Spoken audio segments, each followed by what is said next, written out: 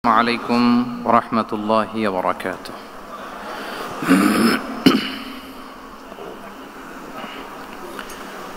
نحمده ونصلي على رسوله الكريم، أما بعد فأعوذ بالله من الشيطان الرجيم. بسم الله الرحمن الرحيم. وما آتاكم الرسول فخذوه وما نهاكم عنه فانتهوا واتقوا الله إن الله شديد العقاب. صدق الله العظيم.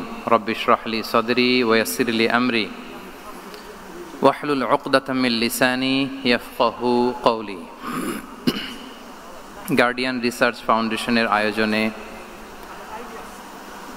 International convention hall বসুন্ধরায় আজকের এই Islamic conference 2025-এ যারা উপস্থিত হয়েছেন তাদের সবাইকে জানাচ্ছি আন্তরিক শুভেচ্ছা এবং অভিনন্দন। আহলান ওয়া সাহলান ওয়া মারহাবান বিকুম ফি হাযাল লিকা আত-তাইয়িব আল মুবারাক। আশা করছি আপনারা সবাই ভালো আছেন, সুস্থ আছেন, নিরাপদে আছেন এবং আল্লাহ তাআলার কাছে দোয়া করি এবং কামনা করি যে আল্লাহ তাআলা আপনাদের সবাইকে ভালো রাখুন, সুস্থ রাখুন, নিরাপদে রাখুন এবং ঈমানের সাথে রাখুন। আমরা শুরুতে আল্লাহ রাব্বুল ইজ্জা ওয়াল জালালের দরবারে লাখো কোটি শুকর এবং সুজুদ জ্ঞাপন করছি যে আল্লাহ তাআলা আমাদেরকে আজকে এরকম চমৎকার একটি পরিবেশে কিছু দিনই কথা শুনবার সুযোগ করে দিয়েছেন। আমরা সবাই পড়ছি কালিমাতুশ শুকর, আলহামদুলিল্লাহ।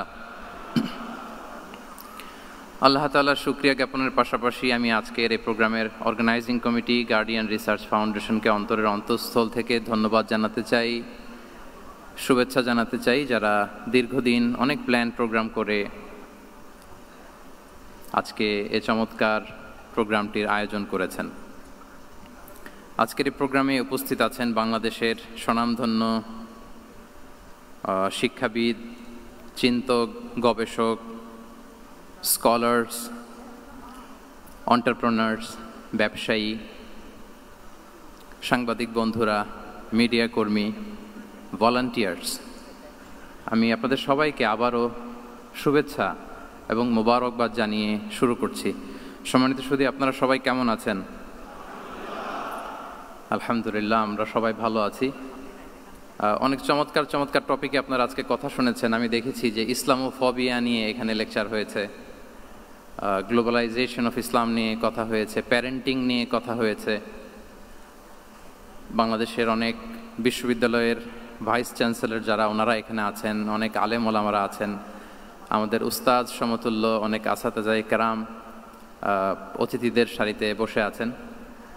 আমি এখানে সর্বশেষ অধিবেশনের কথা না বলে ওনাদের মুখ থেকে কথা শুনতে পারলেই হয়তো আমরা আরও অনেক কিছু শিখতে পারতাম।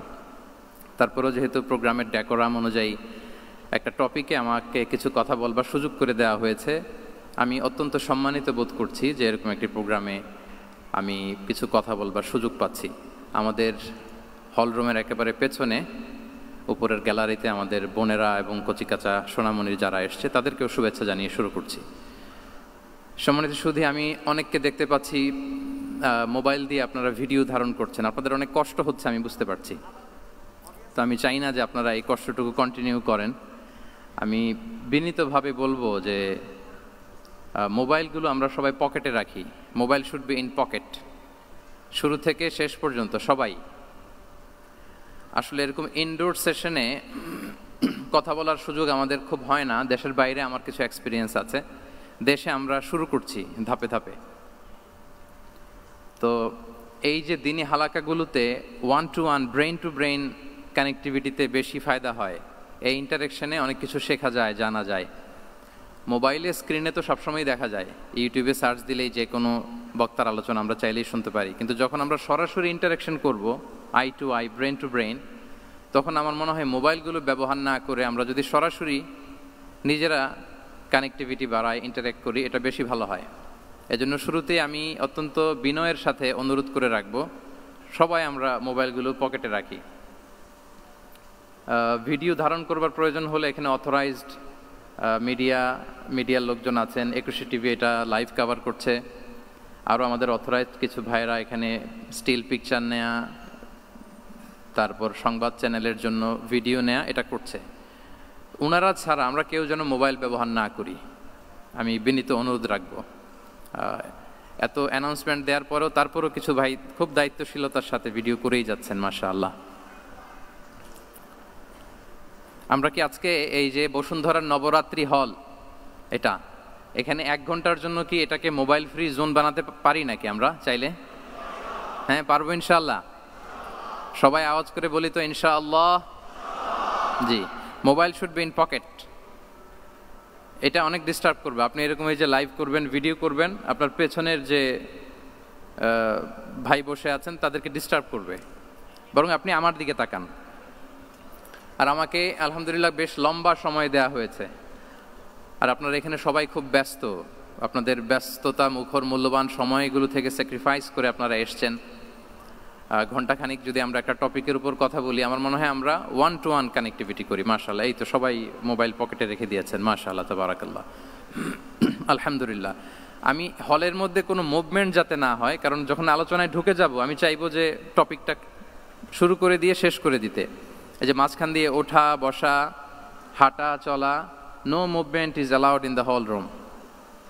আই রিকোয়েস্ট অ্যাগেইন, আমি আবারও বলছি, আমরা যেন কোনো চলাফেরা মুভমেন্ট না করি হলের মাঝখানে। সবাই বসে যাই মেহেরবানি করে। যারা ভিডিও ধারণ করছেন শুধু ওনারাই মুভমেন্ট করবে ইনশাআল্লাহ বিইذনিল্লাহ। সবাই বসে যাই। সম্মানিত সুধী, ইনডোর হল রুমে কথা বলতে আমি খুব স্বাচ্ছন্দ্য বোধ করি, কারণ মাঠের প্রোগ্রামের আমাদের কিছু ব্যাড এক্সপিরিয়েন্স আছে। গত বছর 8টা বিভাগে 8টা প্রোগ্রাম করার সুযোগ আমার হয়েছিল। তো সেখানে যেটা হয়, লক্ষ লক্ষ মানুষের মিলন মেলা হয়, এত ক্রাউড হয়, সেখানে বসুন বসুন, থামুন, শান্ত হন, এগুলো বলতে বলতে আধা ঘন্টা চলে যায়। কিন্তু ইনডোর প্রোগ্রামে আলহামদুলিল্লাহ সবাই খুব মনোযোগ দিয়ে একটা সুন্দর পরিবেশে কথা শুনবার সুযোগ হয়। সো এই যে পুরো এনভায়রনমেন্ট, এটাকে আমরা যেন কাজে লাগাই। আমরা শুরু করছি। আমি যে টপিকটা নিয়ে আজকে আলোচনা করব সেটা হচ্ছে prophetic mindset through the lens of সিরা or through the lens of সুন্নাহ। নববী মনস্তত্ত্ব সিরাতের আয়নায় রাসূল সাল্লাল্লাহু আলাইহি ওয়াসাল্লাম, ওনার মাইন্ডসেট কেমন ছিল? মাইন্ডসেট শব্দটার সাথে আমরা মোটামুটি পরিচিত না সবাই, কি বলেন? আমি কিন্তু মাঝে মাঝে জিজ্ঞেস করব যদি আপনারা অনুমতি দেন, আর প্রশ্ন করার পরে যদি আপনারা উত্তর দেন তাহলে আমি বুঝবো যে খুব বুঝতেছেন আপনারা আমার আলোচনা, ধরতে পারতেছেন পয়েন্টগুলো।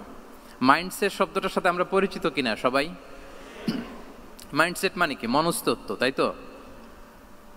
মনস্তত্ত্ব, মানুষের মেন্টাল অ্যাটিটিউড, সে যেভাবে ভাবে, যেভাবে চিন্তা করে, একটা মানুষ তার চারপাশের জগৎটাকে যেভাবে দেখে, যেভাবে ভাবে, যেভাবে চিন্তা করে এবং যেভাবে সে সিদ্ধান্ত নেয়, এটাকে বলে তার mindset, the way of thinking. তো রাসূলুল্লাহ সাল্লাল্লাহু আলাইহি ওয়া আলিহি ওয়াসাল্লামের মাইন্ডসেট কেমন ছিল? তিনি বিভিন্ন সিচুয়েশনে কিভাবে ওই সিচুয়েশনটাকে ডিল করতেন, ওনার অ্যাপ্রোচ কেমন ছিল, কোন পরিস্থিতিতে কিভাবে রিয়্যাক্ট করতেন, কিভাবে রেসপন্স করতেন, কিভাবে থিঙ্ক করতেন, কিভাবে ডিসিশন মেকিং করতেন, এই টোটাল বিষয়টাকে আজকে আমরা prophetic mindset through the lens of সিরাতে কভার করবার চেষ্টা করবো ইনশাআল্লাহ। একটু ভারী টপিক, তারপরে খুব সহজ করে উপস্থাপন প্রেজেন্টেশন করতে পারলে এটা বোঝা যাবে ইনশাআল্লাহ বিইذনিল্লাহ। তাহলে আমি প্রায়ই রাসূল সাল্লাল্লাহু আলাইহি ওয়াসাল্লামের মাইন্ডসেট বোঝানোর জন্য সিরাতে ঢুকে যাব, মানে রাসূল সাল্লাল্লাহু আলাইহি ওয়াসাল্লামের আসিরা আল আতিরা আল মুবারাকা, ওনার বায়োগ্রাফিতে প্রবেশ করব এবং সেখান থেকে রেফারেন্সগুলো শেয়ার করব আপনাদের সাথে, এবং সুন্নাহ থেকে রেফারেন্স শেয়ার করব, যাতে করে আমাদের কাছে ক্লিয়ার হয় যে ওনার মাইন্ডসেটটা কেমন, দৃষ্টিভঙ্গি কেমন। আমরা অনেকে বলি না যে দৃষ্টিভঙ্গি বদলান তো জীবন বদলে যাবে, এটা বলি না আমরা? তার মানে এটা খুব গুরুত্বপূর্ণ, মাইন্ডসেট খুব গুরুত্বপূর্ণ। আজকের এই শেষ অধিবেশনে আমরা প্রফিটিক মাইন্ডসেট নিয়ে কথা বলবো ইনশাআল্লাহ। আমি আমার রিসার্চে 12টা মাইন্ডসেট খুঁজে পেয়েছি, based on my personal research. আরও কিছু মাইন্ডসেট থাকতে পারে, কিন্তু মেইনলি ঘুরে ফিরে এই 12টার মধ্যেই সীমাবদ্ধ রাসূল সাল্লাল্লাহু আলাইহি ওয়াসাল্লামের মাইন্ডসেট। সেই 12টা মাইন্ডসেট কি কি, আমি পয়েন্টগুলো উল্লেখ করে আমি মূল আলোচনাতে প্রবেশ করছি। প্রথম হচ্ছে গড সেন্ট্রিক মাইন্ডসেট, 2 নম্বরে ভিশন ওরিয়েন্টেড, 3 নম্বরে উইজডম ড্রিভেন, 4 নম্বরে রিফর্ম সেন্ট্রিক, 5 নম্বরে ওপেন মাইন্ডেড, 6 নম্বর এন্টারপ্রেনাল, 7 নম্বর কনসিডারেট, 8 নম্বর ট্রান্সপারেন্ট, 9 নম্বর এপ্রিসিয়েটিভ, 10 নম্বর হচ্ছে ফ্লেক্সিবল, 11 নম্বর অপটিমিস্টিক, 12 নম্বর হচ্ছে রেজিলিয়েন্ট। এই 10টা mindset based on my research, আমার ক্ষুদ্র গবেষণায় আমি খুঁজে পেয়েছি যে রাসূল সাল্লাল্লাহু আলাইহি ওয়াসাল্লাম এই ধরনের মানসিকতার অধিকারী ছিলেন, এই অ্যাপ্রোচের অধিকারী ছিলেন। তো এই 12টা পয়েন্টে যদি 5 মিনিট করেও কথা বলি তাহলে 5-12 প্রায় 60 মিনিট, 1 ঘন্টা। তা আপনাদের কি ধৈর্য কুলাবে 1 ঘন্টা সময় ব্যয় করা? আল্লাহু আকবার, মাশাআল্লাহ, তাবারাকাল্লাহ। তো আমরা শুরু করি, দেখি কতটুকু আপনারা এনজয় করেন। প্রথম যেই মাইন্ডসেটটা নিয়ে আমরা আলোচনা করব সেটা হচ্ছে গড সেন্ট্রিক মাইন্ডসেট বা আল্লাহ সেন্ট্রিক মাইন্ডসেট। অর্থাৎ রাসূল সাল্লাল্লাহু আলাইহি ওয়াসাল্লাম যে কোনো কাজে তিনি আল্লাহ তাআলাকে ফিল করতেন, আল্লাহ তাআলাকে তিনি অনুভব করতেন, ফিল করতেন। সব কিছু ছিল আল্লাহ তাআলা কেন্দ্রিক। যাই তিনি করতেন না কেন, একজন মহান সত্তার সন্তুষ্টির জন্যই তিনি সেটা করতেন। তিনি কে? আওয়াজ করে বলুন, তিনি কে? আল্লাহ সুবহানাহু ওয়া তাআলা। তার সন্তুষ্টির জন্যই তিনি সব কিছু করতেন এবং সব সময় তিনি এটা ফিল করতেন যে আমার আসল ভরসা স্থল হচ্ছে আল্লাহ তাআলা। আসল ভরসা স্থল কে? আল্লাহ তাআলা। এবং আল্লাহকেই তিনি ওনার নিজের অভিভাবক হিসেবে সবসময় চিন্তা করতেন। এবং তার দয়ার পরশেই যে আমরা বেঁচে আছি, তিনি যে আমাকে আগলে রেখেছেন, সার্বক্ষণিক এটাকে মনের মধ্যে ধারণ করা, সবসময় এই চিন্তাটা ভেতরে লালন করা, এটাকেই বলে গড সেন্ট্রিক মাইন্ডসেট বা আল্লাহ সেন্ট্রিক মাইন্ডসেট। এই মাইন্ডসেটের অধিকারে যদি আপনি হতে পারেন, আপনি একটা ডিভাইন পাওয়ার শিল্ডের ভেতরে থাকবেন, একটা ডিভাইন প্রোটেকশনে থাকবেন।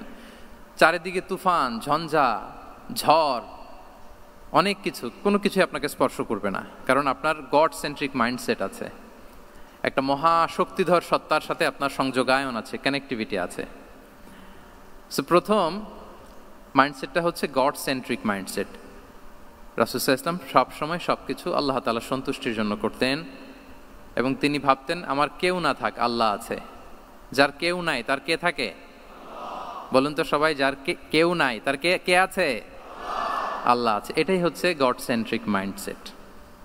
আসুন আমরা সিরাতের ভেতরে ঢুকে যাই, যেহেতু আমরা বলেছি থ্রু দ্য লেন্স অফ সিরাতের পরতে পরতে, সুন্নাহর পরতে পরতে আমরা দেখব যে তিনি গড সেন্ট্রিক মাইন্ডসেটের অধিকারী ছিলেন কিনা।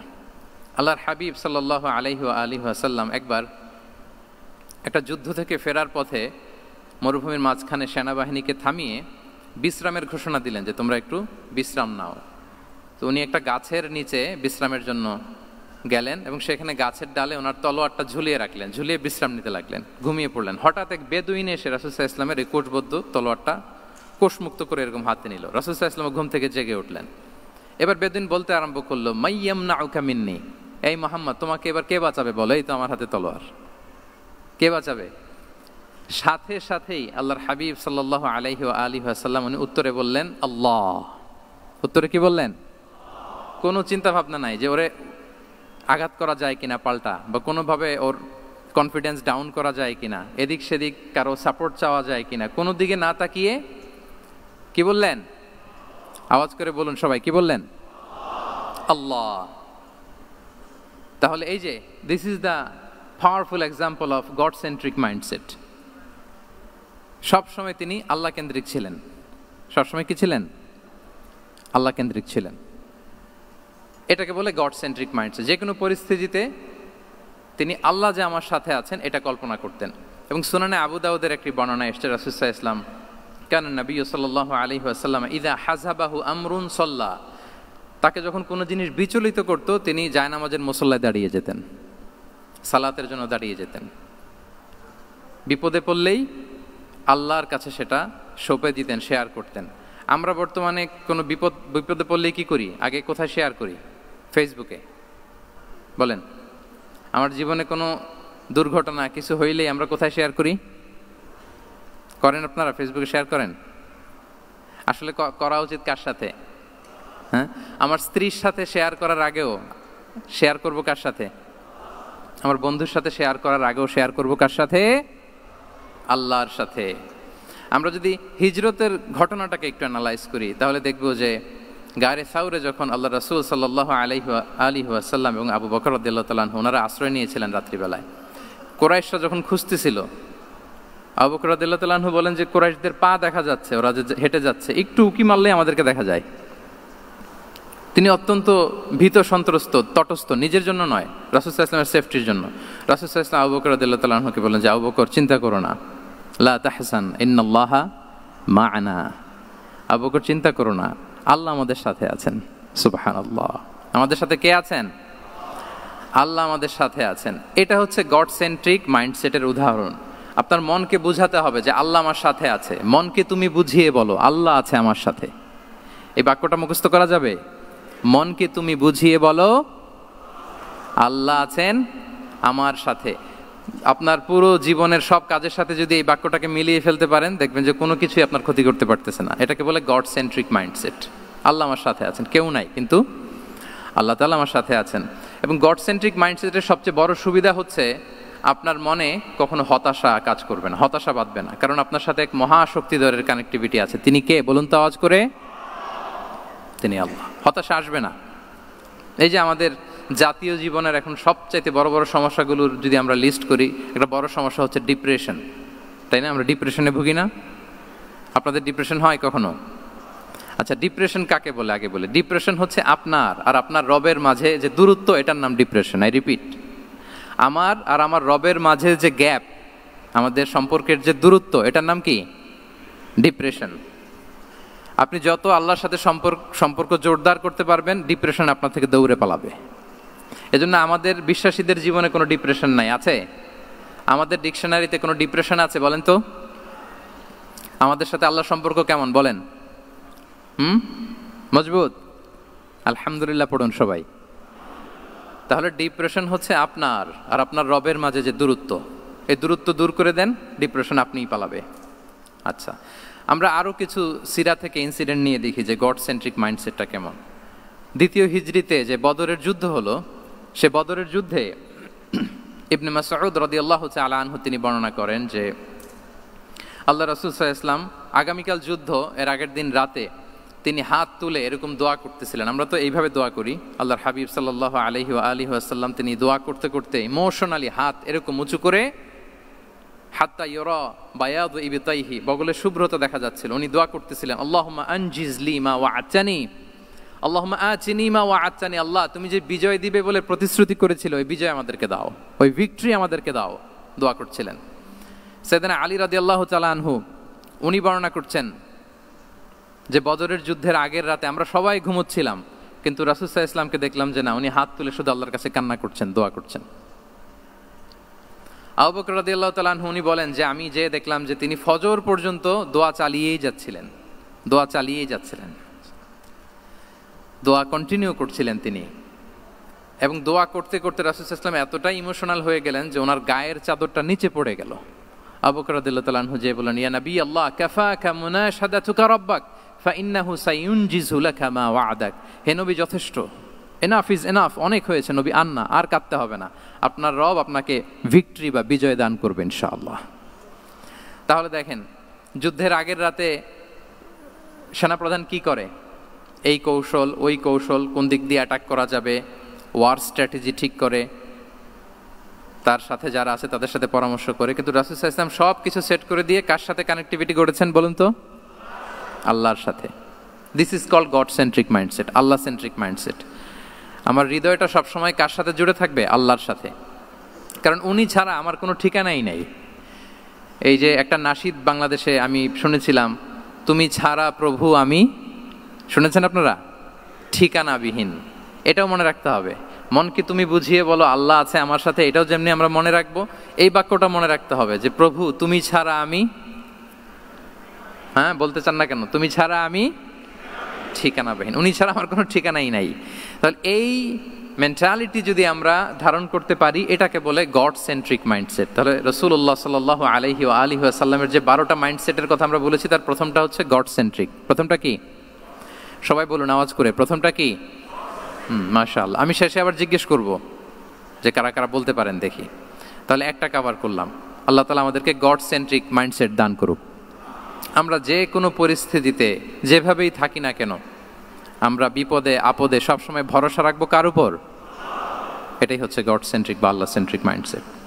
আচ্ছা, 2 নাম্বার মাইন্ডসেট হচ্ছে ভিশন ওরিয়েন্টেড মাইন্ডসেট।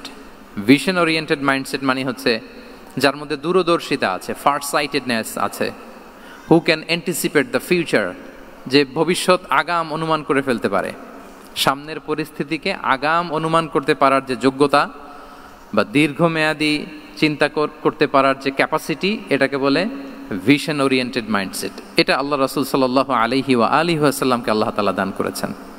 উনি ভবিষ্যৎকে আগাম বুঝতে পারতেন, আগাম অনুমান করতে পারতেন, এবং সে অনুযায়ী তিনি স্ট্র্যাটেজি, প্ল্যান পরিকল্পনা, এটা তিনি সাজাতে পারতেন। এটাকে বলে ভিশন ওরিয়েন্টেড মাইন্ডসেট। এবার আসুন আমরা সিরাতের কিছু ইনসিডেন্টকে সামনে নিয়ে আসি যে তিনি কীরকম ভিশন ওরিয়েন্টেড মাইন্ডসেটের অধিকারী ছিলেন। আমরা সবাই হুদাইবিয়ার ঘটনা জানি না? কত হিজরিতে ঘটেছিল বলুন তো সবাই? হ্যাঁ, কত? 6ষ্ঠ হিজরিতে। লাকাদ সাদাকাল্লাহু রাসূলাহুর রুইয়া বিল হক লাতাদখুলুন্নাল মাসজিদাল হারামা ইনশাআল্লাহু আমিনিন। রাসূল সাল্লাল্লাহু আলাইহি ওয়াসাল্লাম 6ষ্ঠ হিজরিতে মদিনায় স্বপ্নে দেখলেন যে তিনি উমরা করতে যাচ্ছেন। তো নবীদের স্বপ্ন এটা কেবল স্বপ্ন নয়, এটা আল্লাহর পক্ষ থেকে ওয়াহি, রেভেলেশন, ওয়াহি। তো সেই হিসেবে তিনি 1400 সাহাবা নিয়ে উমরা করতে চলে গেলেন মক্কায়, কিন্তু মক্কাবাসী ঢুকতে দিল না, থামিয়ে দেয়া হলো। তো তখন একটা চুক্তি হয়েছিল, ভাইজান mobile should be in pocket. এই যে আপনি বলেছিলাম যে অডিয়েন্সে আমরা কেউ ভিডিও ধারণ করব না ইনশাআল্লাহ, আপনারা কথা দিয়েছিলেন আমরা 1-to-1 brain to brain connection করব, ভিডিও করবেন না প্লিজ।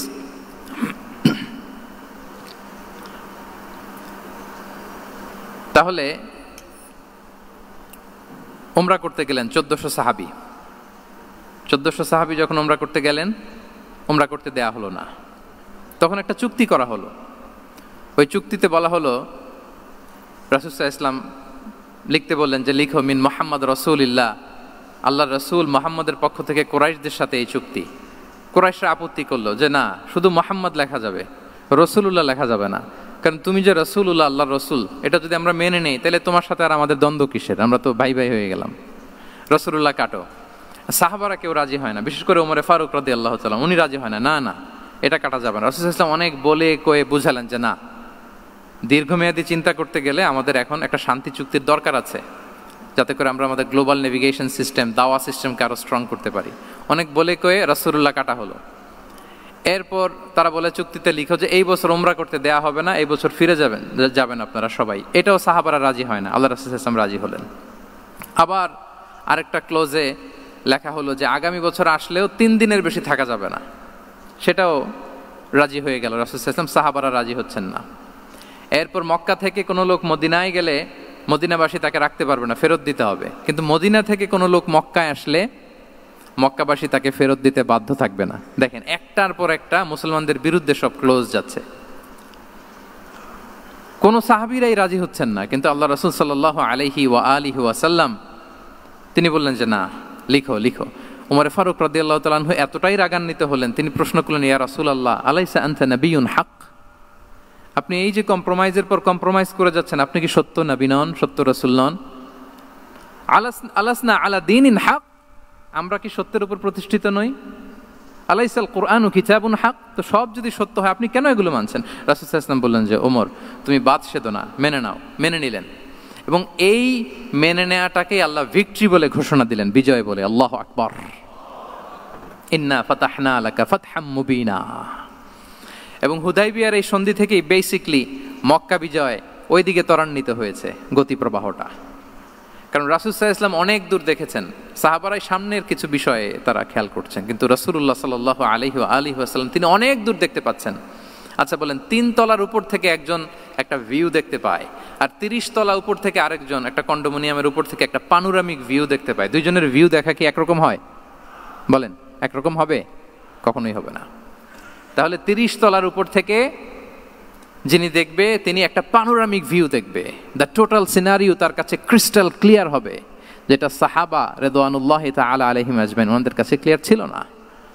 এবং ঠিকই এই যে এটা তো বেশি দিন স্থায়ীও হয়নি, 6ষ্ঠ হিজরি থেকে 8ম হিজরি, মাত্র 3 বছরের ব্যবধানে রাসূল সাল্লাল্লাহু আলাইহি ওয়াসাল্লাম যত রিজিওনাল সুপার পাওয়ার ছিল, ওয়ার্ল্ড সুপার পাওয়ার ছিল, পার্সিয়ান এম্পায়ার, তারপর Roman empire, Byzantine empire, Egyptian empire, সব এম্পায়ারদের কাছে চিঠি পাঠিয়েছেন, সালামুন আলা মানিত্তাবা আল হুদা আসলিম তাসলাম। এবং ইসলামের এক্সপান্ড হয়েছে, ওনার গ্লোবাল নেভিগেশন সিস্টেম উনি চালু করেছেন।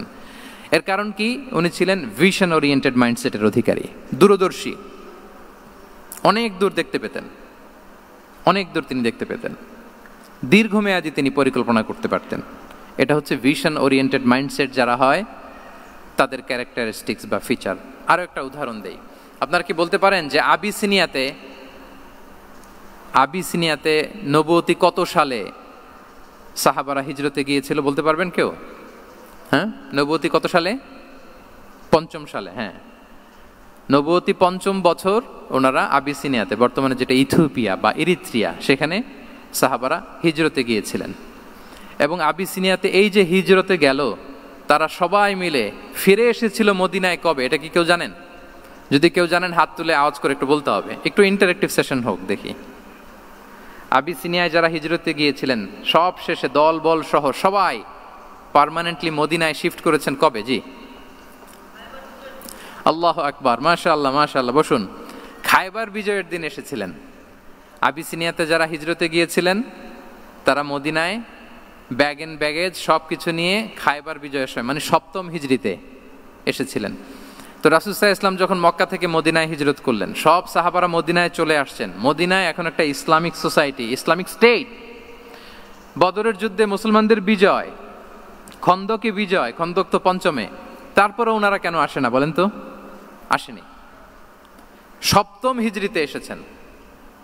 জাফর রাদিয়াল্লাহু তাআলা আনহুর নেতৃত্বে, সাইয়েদনা আলী রাদিয়াল্লাহু তাআলা আনহুর আপন ভাই, বড় ভাই, ওনার নেতৃত্বে যখন সপ্তম হিজরিতে প্রায় ওখানে যাওয়ার 15 বছর পর যখন তারা সবাই ফিরলেন, রাসূল সাল্লাল্লাহু আলাইহি ওয়াসাল্লাম এত খুশি হলেন, তিনি বললেন, মা আদরি বিআইয়িহিমা আনা আফরাহ বিফাতহি খাইবার আও বিকুদুমি জাফর। আমি কোনটাতে বেশি খুশি আজকে আমি জানি না, খায়বার বিজয়ে বেশি খুশি না আমার ভাই জাফরকে পেয়ে বেশি খুশি। আল্লাহু আকবার। এত খুশি হয়েছিলেন। তো এখন এমনি তো মনে প্রশ্ন জাগে যে রাসূল সাল্লাল্লাহু আলাইহি ওয়াসাল্লাম যখন মদিনায় চলে আসলেন, কোরআনের আয়াতগুলো নাজিল হয়, সালাত ফরজ হলো, জাকাত আসলো, সব হলো, একটার পর একটা হচ্ছে, ইসলামিক স্টেট, তো ওনারাই কেন আবিসিনিয়াতে পড়ে আছেন? প্রশ্ন জাগে না? ওই সময় একটা ক্রাইসিস মোমেন্ট ছিল, তখন ওনারা গিয়েছিল আবিসিনিয়াতে, কিন্তু আসে না কেন? ওনারা এসেছেন সপ্তম হিজরিতে। এর কারণ আবিসিনিয়ায় কিছু মুসলিমদেরকে রেখে দেওয়া, এটা রাসূলুল্লাহ সাল্লাল্লাহু আলাইহি ওয়াসাল্লামের প্ল্যান বি ছিল। কি ছিল? Plan B. রাসূল সাল্লাল্লাহু আলাইহি ওয়াসাল্লাম অপেক্ষা করছিলেন যে মদিনাকে প্রথমে ইন্টারনাল যত থ্রেট আছে এগুলো থেকে মুক্ত করতে হবে, এরপরে মদিনাকে যত এক্সটার্নাল থ্রেট আছে এগুলো থেকে মুক্ত করতে হবে। সব যখন মুক্ত করে উনি দেখলেন যে না, মদিনা সেফ জোন, এখন আর আলাদা একটা বেজ, একটা এক্সট্রা সেফ জোন বা এডিশনাল বেজ আমার কোথাও দরকার নাই। তখনই তিনি লোক পাঠালেন যে যাও, জাফরের নেতৃত্বে আবিসিনিয়ায় যারা হিজরত করেছে তারা সবাই মদিনায় চলে আসো। সুবহানাল্লাহ বিহামদি। তাহলে একটা প্ল্যানে কাজ করতেন না। আমরা তো এরকম করি, একটাই প্ল্যান। প্ল্যান কয়টা? এটা যদি ওয়ার্ক না করে শেষ, আমু নাই সালাও নাই। কিন্তু রাসূলুল্লাহ সাল্লাল্লাহু আলাইহি ওয়া সাল্লামের প্ল্যান এ ছিল, প্ল্যান বি ছিল, প্ল্যান সি ছিল। প্ল্যান এ ওয়ার্ক না করলে প্ল্যান বিতে যেতেন, বি ওয়ার্ক না করলে সিতে যেতেন, এইভাবে তিনি কাজ করতেন। তাহলে এটা হচ্ছে বেসিকলি ভিশন ওরিয়েন্টেড মাইন্ডসেটের অধিকারী যারা, তারা এটা করে, যারা ফিউচারকে অ্যান্টিসিপেট করতে পারে, আগাম অনুভব করতে পারে যে কি হতে পারে সামনে। এই যে বাংলাদেশের বিভিন্ন প্ল্যান পরিকল্পনায় আমরা দেখা যায় যে এখান দিয়ে একটা ব্রিজ করে পরে ভাঙতে হয়, রাস্তা একটা তৈরির পরে ভাঙতে হয়, কোথায় এক টানেল হয়ে আছে প্রতি মাসে মাসে এখন লস হয়, তারপর 1 ঘন্টা বৃষ্টি হলে পুরো ঢাকা শহর এটা বন্যা হয়ে যায়। এগুলো হচ্ছে একাধিক প্ল্যান না থাকা, ভিশনারি অ্যাটিটিউডের অধিকারী না হওয়ার কারণে এই ঝামেলাগুলো আমাদের হচ্ছে। তো প্রফেটিক সিরার এই প্রফেটিক মাইন্ডসেট থেকে আমাদের নেয়ার বিষয় হচ্ছে এটা, যে আমাদেরকে ভিশনারি অ্যাটিটিউডের হতে হবে। রাসূল সাল্লাল্লাহু আলাইহি ওয়াসাল্লাম ভিশন ওরিয়েন্টেড মেন্টালিটির ছিলেন। আগাম, আজ থেকে 50 বছর পরে বাংলাদেশে কি ক্রাইসিস হতে পারে, আজ থেকে ঠিক 100 বছর পরে বাংলাদেশে কি হতে পারে, ওই রোডম্যাপকে সামনে রেখে আমাদেরকে প্ল্যান করতে হবে। এটাকে বলে ভিশন ওরিয়েন্টেড মাইন্ডসেটের অধিকারী হওয়া। তাহলে 12টা মাইন্ডসেটের কয়টা আমরা কভার করলাম বলেন তো? প্রথমটা কি ছিল? গড সেন্ট্রিক বা আল্লাহ সেন্ট্রিক। দ্বিতীয়টা ভিশন ওরিয়েন্টেড মাইন্ডসেট। 3 নাম্বার হচ্ছে wisdom driven mindset. Wisdom, wisdom মানে হচ্ছে প্রজ্ঞা। প্রজ্ঞা কি? জ্ঞান আর কমন সেন্স দুইটা একসাথে হইলে ওইটারে প্রজ্ঞা বলে। When the knowledge and common sense join together, it reflects as wisdom.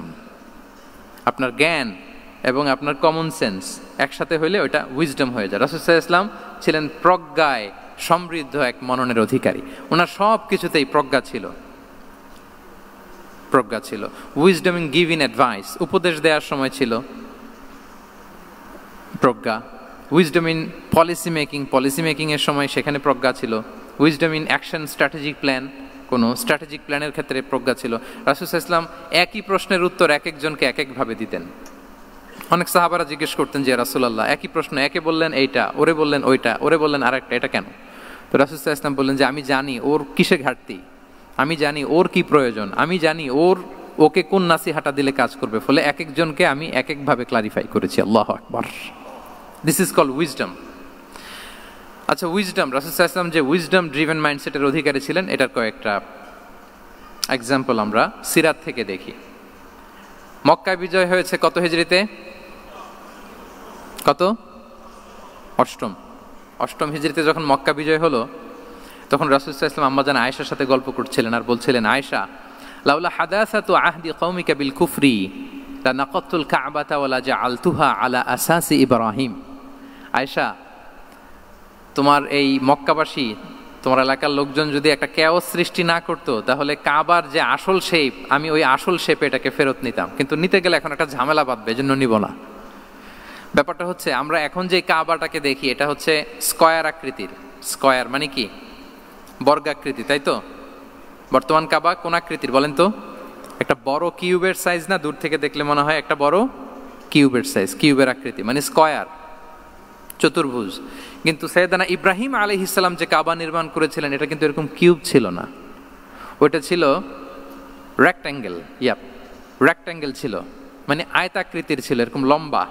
এই যে এই টেবিলটা যেরকম, টেবিলের যে শেপ এরকম ছিল, এরকম লম্বা কাবাঘর ছিল আয়তাকৃতির। কিন্তু এখন এটা কমে স্কয়ার আকৃতির হয়ে গেছে।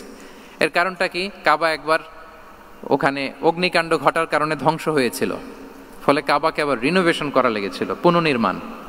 তো কুরাইশরা সিদ্ধান্ত নিয়েছিল, কাবা পুনর্নির্মাণে আমরা কোনো হারাম টাকা ইউজ করব না, যার কাছে যত হালাল টাকা আছে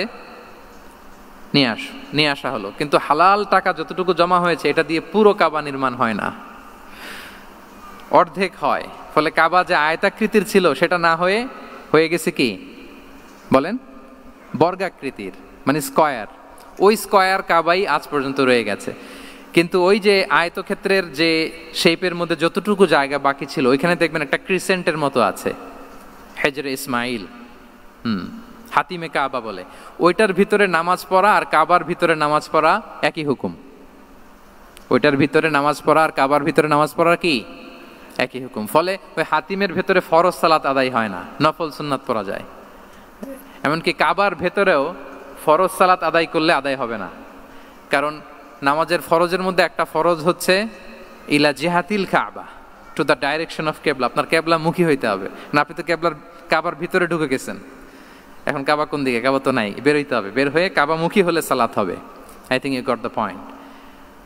তো তাহলে রাসূল সাল্লাল্লাহু আলাইহি ওয়াসাল্লামের উইজডম বা প্রজ্ঞাটা এখানে দেখেন। আম্মাজান আয়েশা রাদিয়াল্লাহু তাআলা আনহাকে উনি বললেন যে, আয়েশা, মক্কা তো বিজয় হলো, মক্কার কন্ট্রোল তো এখন আমার হাতে। চাইলে আমি কাবাকে ভেঙে সেই ইব্রাহিম আলাইহিস সালামের যে বেইজ, এরকম লম্বা করে শেপ দিতে পারি, কিন্তু দিব না। কেননা দিলে মক্কা একটা ক্যাওস হতে পারে। কি হতে পারে? কারণ তারা একেবারে ভেরি রিসেন্ট মুসলমান হয়েছে, তারা না বুঝেই বলবে যে সে আদি কাবা, মুহাম্মদ এই কাবার অপমান করেছে, কাবাকে ভুলুণ্ঠিত করেছে, সম্মানকে নষ্ট করেছে, এরকম একটা কোশ্চেন রাইজ করতে পারে। এই জন্য আমি করলাম না। সুবহানাল্লাহ। This is called wisdom. এটাকে কি বলে? প্রজ্ঞা। এটাকে প্রজ্ঞা বলে। তাহলে আপনার জ্ঞান এবং আপনার কমন সেন্স দুইটা যখন কানেক্ট করে, তখন সেটা প্রজ্ঞা হয়। প্রজ্ঞার আরেকটা উদাহরণ যদি দেই সিরাত থেকে, রাসূল সাল্লাল্লাহু আলাইহি ওয়াসাল্লামের যে কনফ্লিক্ট রিজলভিং ক্যাপাসিটি ছিল, যখন কাবাকে পুনর্নির্মাণ করা হচ্ছে, তখন হাজরে আসওয়াদকে বের করা লেগেছিল, এবং রিনোভেশন শেষে আবার হাজরে আসওয়াদকে তার জায়গা মতো, মানে ব্ল্যাক স্টোন, যেটাতে চুমু দিলে মানুষের গুনাহ মাফ হয়ে যায়, হাজরে আসওয়াদ, চিনতে পেরেছেন না? চুমু দিতে পেরেছেন আপনারা? হ্যাঁ, ওরে আল্লাহ, অনেকে দিয়েছে, তো আমি দিতে পারি না এখনো। ওখানে যে ভিড় থাকে, ওই ধাক্কা ধাক্কি করে মনে হয় যে না, হজ বা উমরার যে মূল এসেন্স বা স্পিরিট, ওইটা বোধহয় নষ্ট হয়ে যায়। এই জন্য অনেকবার ট্রাই করেও, এবার আমার সাথে একটা 8 জনের গ্রুপ ছিল, খুব নাদুস নুদুস, লম্বা চূড়া।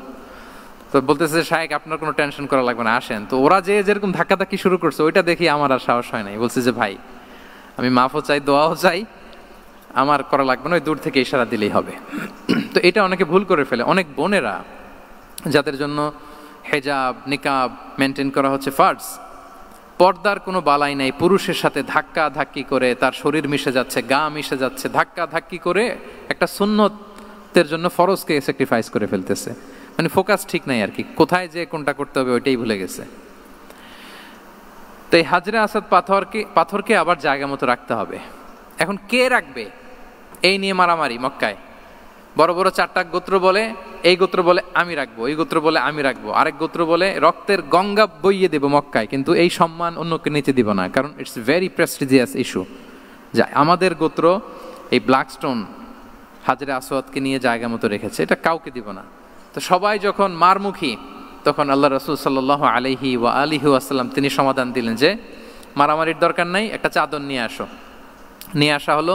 4 গোত্রের 4 লিডারকে বললেন চাদরের 4 কোণা ধরো। 4 জন 4 কোণা ধরলো। রাসূল সাল্লাল্লাহু আলাইহি ওয়াসাল্লাম তিনি পাথরটা নিয়ে মাঝখানে রাখলেন। এবার 4 নেতাকে বললো আসো, জাতীয় 4 নেতা চলে আসো, কাবার সামনে চলে আসলো। এরপরে আল্লাহ রাসূল সাল্লাল্লাহু আলাইহি ওয়াসাল্লাম ওনার মোবারক হাত দিয়ে, বরকতময় হাত দিয়ে হাজরা আসওয়াদকে নিয়ে নিজ হাতে রাখলেন। এবার সবাই হ্যাপি, কারণ অংশগ্রহণ করতে পারছে। আসলে মূল স্ট্যাটাস কিন্তু চলে গেছে রাসূলের দিকে, নাকি? ওরা তো এটা টাচও করতে পারে নাই, পারছে? ওরা চাদর ধরেই হ্যাপি, কিন্তু পাথরটা ধরেছিল কে? রাসূল সাল্লাল্লাহু আলাইহি ওয়াসাল্লাম। চাদরে রেখেছিল কে? রাসূল সাল্লাল্লাহু আলাইহি ওয়াসাল্লাম। চাদর থেকে নিয়ে আবার কাবা ঘরে সেট করেছিল কে? রাসূলুল্লাহ সাল্লাল্লাহু আলাইহি ওয়া আলিহি ওয়াসাল্লাম।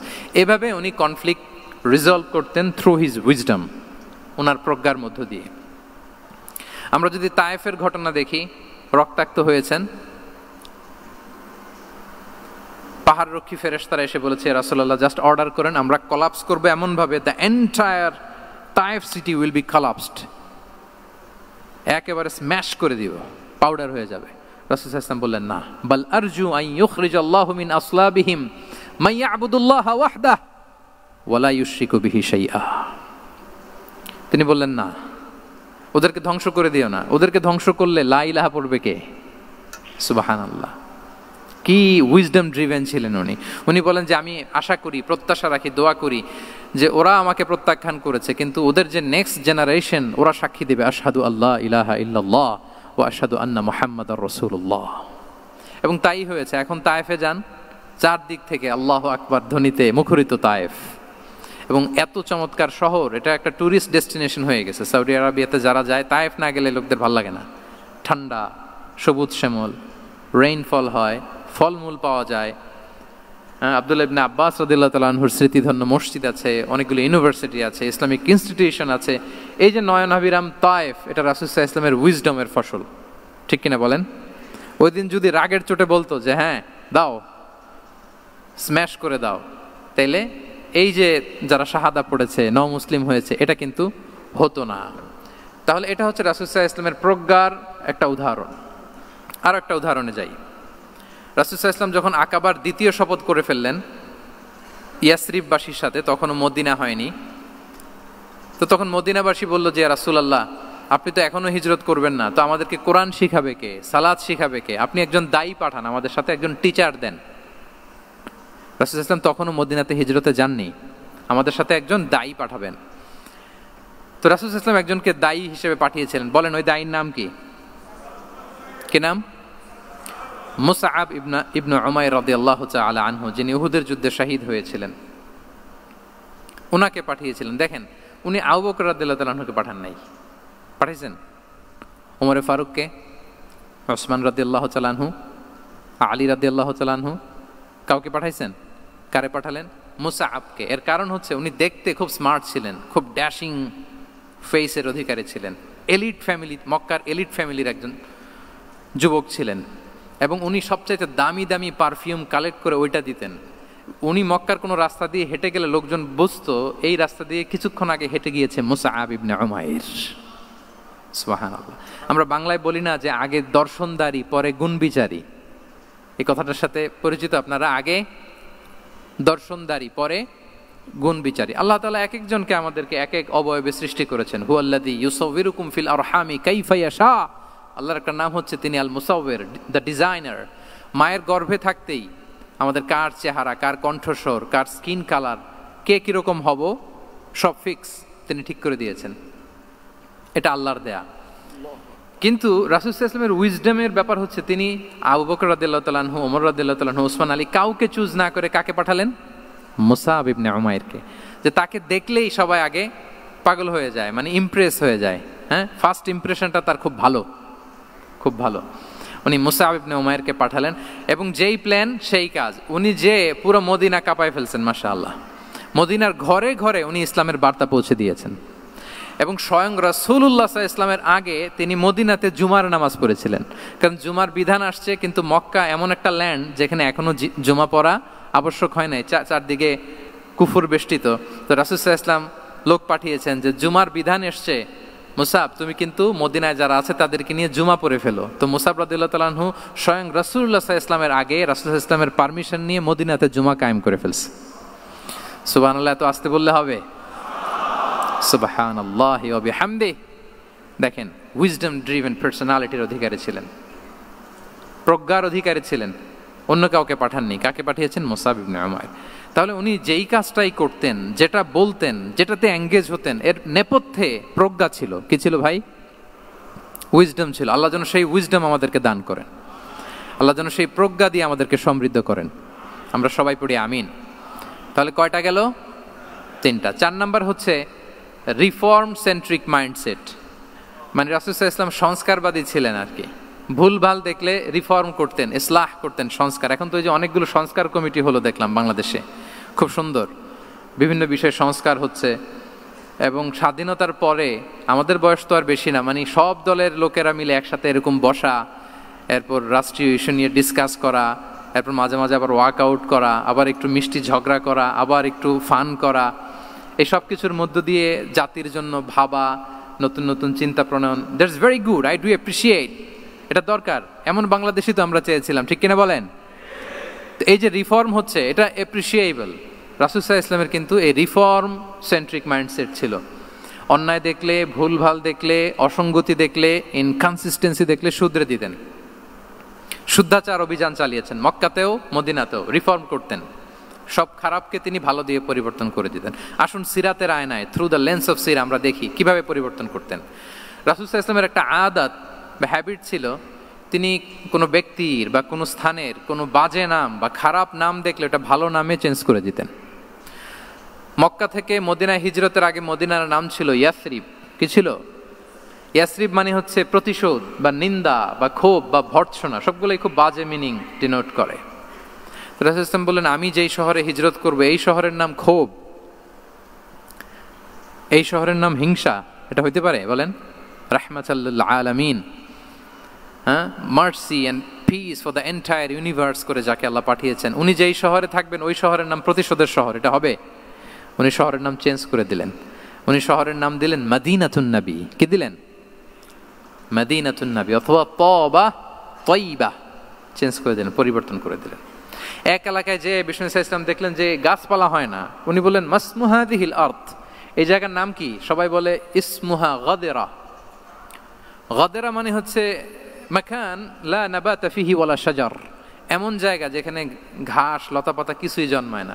রাসূল সাল্লাল্লাহু আলাইহি ওয়াসাল্লাম বললেন, এই জন্যই তো ঘাস জন্মায় না, নাম তো রাখছো খুব বাজে একটা নাম। রাসূল সাল্লাল্লাহু আলাইহি ওয়াসাল্লাম বললেন, আজ থেকে এলাকার নাম গাদেরা নয়, এলাকার নাম আজকে থেকে খাদেরা। কি নাম? খাদেরা মানে কি বলেন?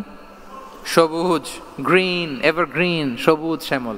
এবং রাসূল সাল্লাল্লাহু আলাইহি ওয়াসাল্লাম যখন গ্রিন ল্যান্ড নাম দিয়ে দিলেন, এরপর থেকে সবুজ শ্যামল করে আল্লাহ জায়গাটাকে বরকতময় করে দিলেন। Changing names. এক সুন্দরী নারীকে বললেন মাসমুকি, কি নাম? বলে আসিয়া। আসিয়া মানে অবাধ্য। রাসূল সাল্লাল্লাহু আলাইহি ওয়াসাল্লাম বললেন, তুমি এত সুন্দরী, you are a beautiful lady, আর কি বাজে একটা নাম রেখেছো আসিয়া। তুমি আসিয়া কেন হবে? আজকে থেকে তোমার নাম জামিলা, মানে তুমি সুন্দরী, রূপবতী। সুবহানাল্লাহ, সুন্দর একটা নাম দিয়ে দিলেন। এক সাহাবীর নাম ছিল হাজান। হাজান মানে রাফ এন্ড টাফ, রুক্ষ। রাসূল সাল্লাল্লাহু আলাইহি ওয়াসাল্লাম বললেন, না, হাজান না, তোমার নাম আজকে থেকে সাহাল। কি নাম? সাহাল। সাহাল মানে সহজ। উনি বলেন, যেদিন থেকে সাহাল রাখছি এর আগ পর্যন্ত নাকি ওনার অসুস্থতা, রোগ বালাই একটার পর একটা লেগেই থাকতো। যেদিন থেকে সাহাল, ওই দিন থেকে উনি বলেন যে আল্লাহ তাআলা নবীর এই নাম চেঞ্জ করে দেওয়ার বারাকায় আমার পুরো জীবনের সব কাজকে আল্লাহ তাআলা সহজ করে দিয়েছেন। তাহলে রিফর্ম সেন্ট্রিক মাইন্ডসেট, আমরাও খারাপ কিছু দেখলে ভালো দিয়ে পরিবর্তন করব। কি বলেন? ইনশাআল্লাহ বলেন সবাই। আচ্ছা, এটা তো নাম চেঞ্জ করে দেয়া। এবার সোশ্যাল রিফর্ম তিনি কি কি করেছেন আমরা একটু দেখি। তিনি যখন যুবক, মক্কায় এক ইয়ামানি লোক ব্যবসা করতে এসে তার প্রোডাক্ট বিক্রি করার পরে, আস ইবনে ওয়াইল নামে এক লোকের কাছে বিক্রি করার পরে যখন দাম চাইতে গেল, আস বলে, আরে বেটা, আমরা মক্কার সন্তান, আমরা দাম দিব না। তো সে ভাবলো হয়তো আমার সাথে ঠাট্টা করেছে, হজের মৌসুম যাক, বেচাকেনা শেষ করে যাওয়ার পথে দামটা নিয়ে যাব। সে ফেরার দিন আবার গেল যে আমার তো জিনিসের দামটা আপনি দিলেন না। সে বলে আমরা এই ভূখণ্ডের মালিক, আমরা দাম দেই না, এটা তো বড় জুলুম। সে কান্নাকাটি শুরু করলো। তার এই কান্নাকাটি দেখে আল্লাহ রাসূল সাল্লাল্লাহু আলাইহি ওয়াসাল্লাম ওনার চাচা জুবাইর ইবনে আব্দুল মুত্তালিব সহ ইয়াং স্টার যারা আছে, দ্য ইয়ুথ অব মক্কা, তাদের সবাইকে নিয়ে একটা সোসাইটি করলেন। এই যে আমরা হালাফুল ফুদুলের নাম শুনি না, যেটা বাংলায় আমরা কি বলি হিলফুল ফুজুল, এই নামে তো অনেক সংগঠন আছে বাংলাদেশে, কি বলেন? যুবকরা কোনো সংগঠন করলে কমনলি এই নামটা পছন্দ করে, হিলফুল ফুজুল। আসলে এটার মূল নাম ছিল হালাফুল মুত্তাইয়িবিন। তিব মানে হচ্ছে রং। রাসূল সাল্লাল্লাহু আলাইহি ওয়াসাল্লাম সবাই মিলে, তখন জাহিলি যুগে একটা কালচার ছিল, বালতি ভর্তি রঙের ভেতরে হাত ঢুকিয়ে দিত, দিয়ে এই রং সমেত হাতটা তারা পাথরের মধ্যে লাগাতো, সবার হাত ওইখানে দিত, মানে আমরা হাতে হাত রেখে কমিটেড, আমরা ঐক্যবদ্ধ হলাম। সেখান থেকে হয়েছে হালাফুল মুত্তাইয়িবিন থেকে হালাফুল ফুদুল। ওনারা বলল যে না, আমরা সবাই থাকবো মাআল মাজলুমি দিদ্দা যালিম, আমরা মজলুমের পক্ষে থাকবো, জালিমের বিপক্ষে থাকবো। এবং যেই প্রতিজ্ঞা ওই কাজ, সবাই মিলে আস ইবনে ওয়াইলকে ধরলো, তার কাছ থেকে টাকা আদায় করে ওই ইয়ামানি ব্যবসায়ীর কাছে পৌঁছে দিয়ে তিনি মাজলুমকে সহায়তা করেছেন। সুবহানাল্লাহ। এবং এই টেন্ডেন্সি, এই জুলুম, চাঁদাবাজি যেগুলো ছিল মক্কার জমিনে, রাসূল সাল্লাল্লাহু আলাইহি ওয়াসাল্লাম এই সোশ্যাল রিফর্মের মাধ্যমে এটাকে সংস্কার করেছেন। তাহলে এই যে রিফর্ম সেন্ট্রিক আমাদের হইতে হবে। আমাদের সমাজেও এখন চাঁদাবাজি আছে না নাই বলেন? খুন খারাপি আছে না নাই? সামাজিক অনাচার। তাহলে ঐক্যবদ্ধ হইতে হবে আমাদেরকে রিফর্মের জন্য। যুবক যারা আমরা আছি, যাদেরকে আল্লাহ আমাদের বলার সুযোগ দিয়েছে, লেখার সুযোগ দিয়েছে, ফিল্ডে কাজের সুযোগ দিয়েছে, আমরা সবসময় মজলুমের পক্ষে থাকবো, আমরা সবসময় জালেমের বিপক্ষে থাকবো। আমাদের নীরবতা আর আমাদের নিশ্চুপ থাকাই জালিমদেরকে আরো বড় বড় জালিম বানিয়েছে। এজন্য নাহনু মাআল মাজলুম দিদ্দা যালিম, এটা হচ্ছে আমাদের স্লোগান। আমরা কাদের সাথে? মজলুমের সাথে। আওয়াজ করে বলেন, কার সাথে? ইত্তাকু দাওয়াতাল মাজলুম। রাসূল সাল্লাল্লাহু আলাইহি ওয়াসাল্লাম বলেন, তোমরা মাজলুমের কান্নাকে ভয় করো, কেননা মাজলুমের কান্না আর আল্লাহর মাঝে কোনো ফারাক থাকে না, কোনো পর্দা থাকে না, বদদোয়া করলেই কবুল হয়ে যায়। তাহলে এভাবে রাসূলুল্লাহ সাল্লাল্লাহু আলাইহি ওয়া আলিহি ওয়াসাল্লাম তিনি সোশ্যাল রিফর্ম করেছেন। আমরা যদি ওনার পলিটিক্যাল রিফর্মের দিকে তাকাই, তাহলে দেখব যে আমরা যদি কনস্টিটিউশন অফ মদিনার কথা বলি, মদিনার কনস্টিটিউশন, এটা কিন্তু রাসূল সাল্লাল্লাহু আলাইহি ওয়াসাল্লাম করেছেন। মদিনা চার্টার, এত চমৎকার চার্টার পৃথিবী আর দেখেনি। ওইটা থেকেই এখন সব গোটা বিশ্বের সংবিধান। এই যে আমাদের সংবিধান সংস্কার কমিশন আছে না একটা, নিশ্চয়ই তারা ওইটা থেকে অনেক বেনিফিটেড হতে পারবেন। আমাদের যে মদিনা চার্টার, রাসূল সাল্লাল্লাহু আলাইহি ওয়াসাল্লাম নিজে করা, এবং এটা একটা ইনক্লুসিভ চার্টার ছিল। মুসলিম, পেগানস, জুইশ, সব ধর্মের মানুষকে নিয়ে তিনি মদিনাতে ওয়ান উম্মাহ ঘোষণা দিয়েছিলেন। ওয়ান উম্মাহ, উই আর ওয়ান উম্মাহ। হোক তুমি পেগান মুশরিক, হোক তুমি জুইশ মানে ইহুদি, হোক তুমি মুসলিম, তুমি যেই ধর্মের হও না কেন, মদিনাকে রক্ষা করতে যে আমরা সবাই মিলে উম্মাহ ওয়াহেদা, আমরা সবাই মিলে কি উম্মাহ ওয়াহেদা। পৃথিবীর অনেক দেশ এই আইডিওলজিকে ধারণ করে হু হু করে এগিয়ে গিয়েছে। মালয়েশিয়াতে 3টা রেস, আমি তো প্রায় এক যুগ ওখানে, আমার 2টা ডিগ্রি ওখান থেকে, মাস্টার্স পিএইচডি। সো আমি কাছ থেকে তাদেরকে দেখার সুযোগ পেয়েছি। ওখানে মালয়েরা আছে, তামিলরা আছে, চাইনিজরা আছে, 3 জাতি মিলে ওদের স্লোগান হচ্ছে সাতু মালয়েশিয়া। মালয় ভাষায় সাতু মানে হচ্ছে ওয়ান, মালয় ভাষায় সাতু মানে কি ওয়ান। সাতু মালয়েশিয়া মানে আমরা হতে পারি চাইনিজ, হতে পারি তামিল, কিংবা হতে পারি মালয় ভূমিপুত্রা, কিন্তু সবাই মিলে দেশের স্বার্থে আমরা সবাই কি এক। এটাই লাগবে আমাদের নতুন বাংলাদেশে। জুলাই আপরাইজিং এর পরে আমাদের এই ঐক্যবদ্ধ থাকার বাংলাদেশ আমরা চাই কি চাই না বলেন? সাম্রাজ্যবাদকে রুখে দিতে, যে কোনো ষড়যন্ত্রকে রুখে দিতে ঐক্যবদ্ধ থাকার কোনো বিকল্প নাই, ঠিক কিনা বলেন? ঐক্যবদ্ধ থাকতে হবে আমাদেরকে, যেটা রাসূলুল্লাহ সাল্লাল্লাহু আলাইহি ওয়া আলিহি ওয়াসাল্লাম মদিনা চার্টারে আমাদেরকে শিখিয়েছেন যে আমরা ওয়ান উম্মাহ। তাহলে খারাপ নাম দেখলে চেঞ্জ করতেন, সমাজে খারাপ কিছু দেখলে সংঘবদ্ধ হয়ে তার বিরুদ্ধে দাঁড়াতেন। পলিটিক্যাল রিফর্ম করেছেন ওয়ান উম্মাহ গঠনের মধ্য দিয়ে।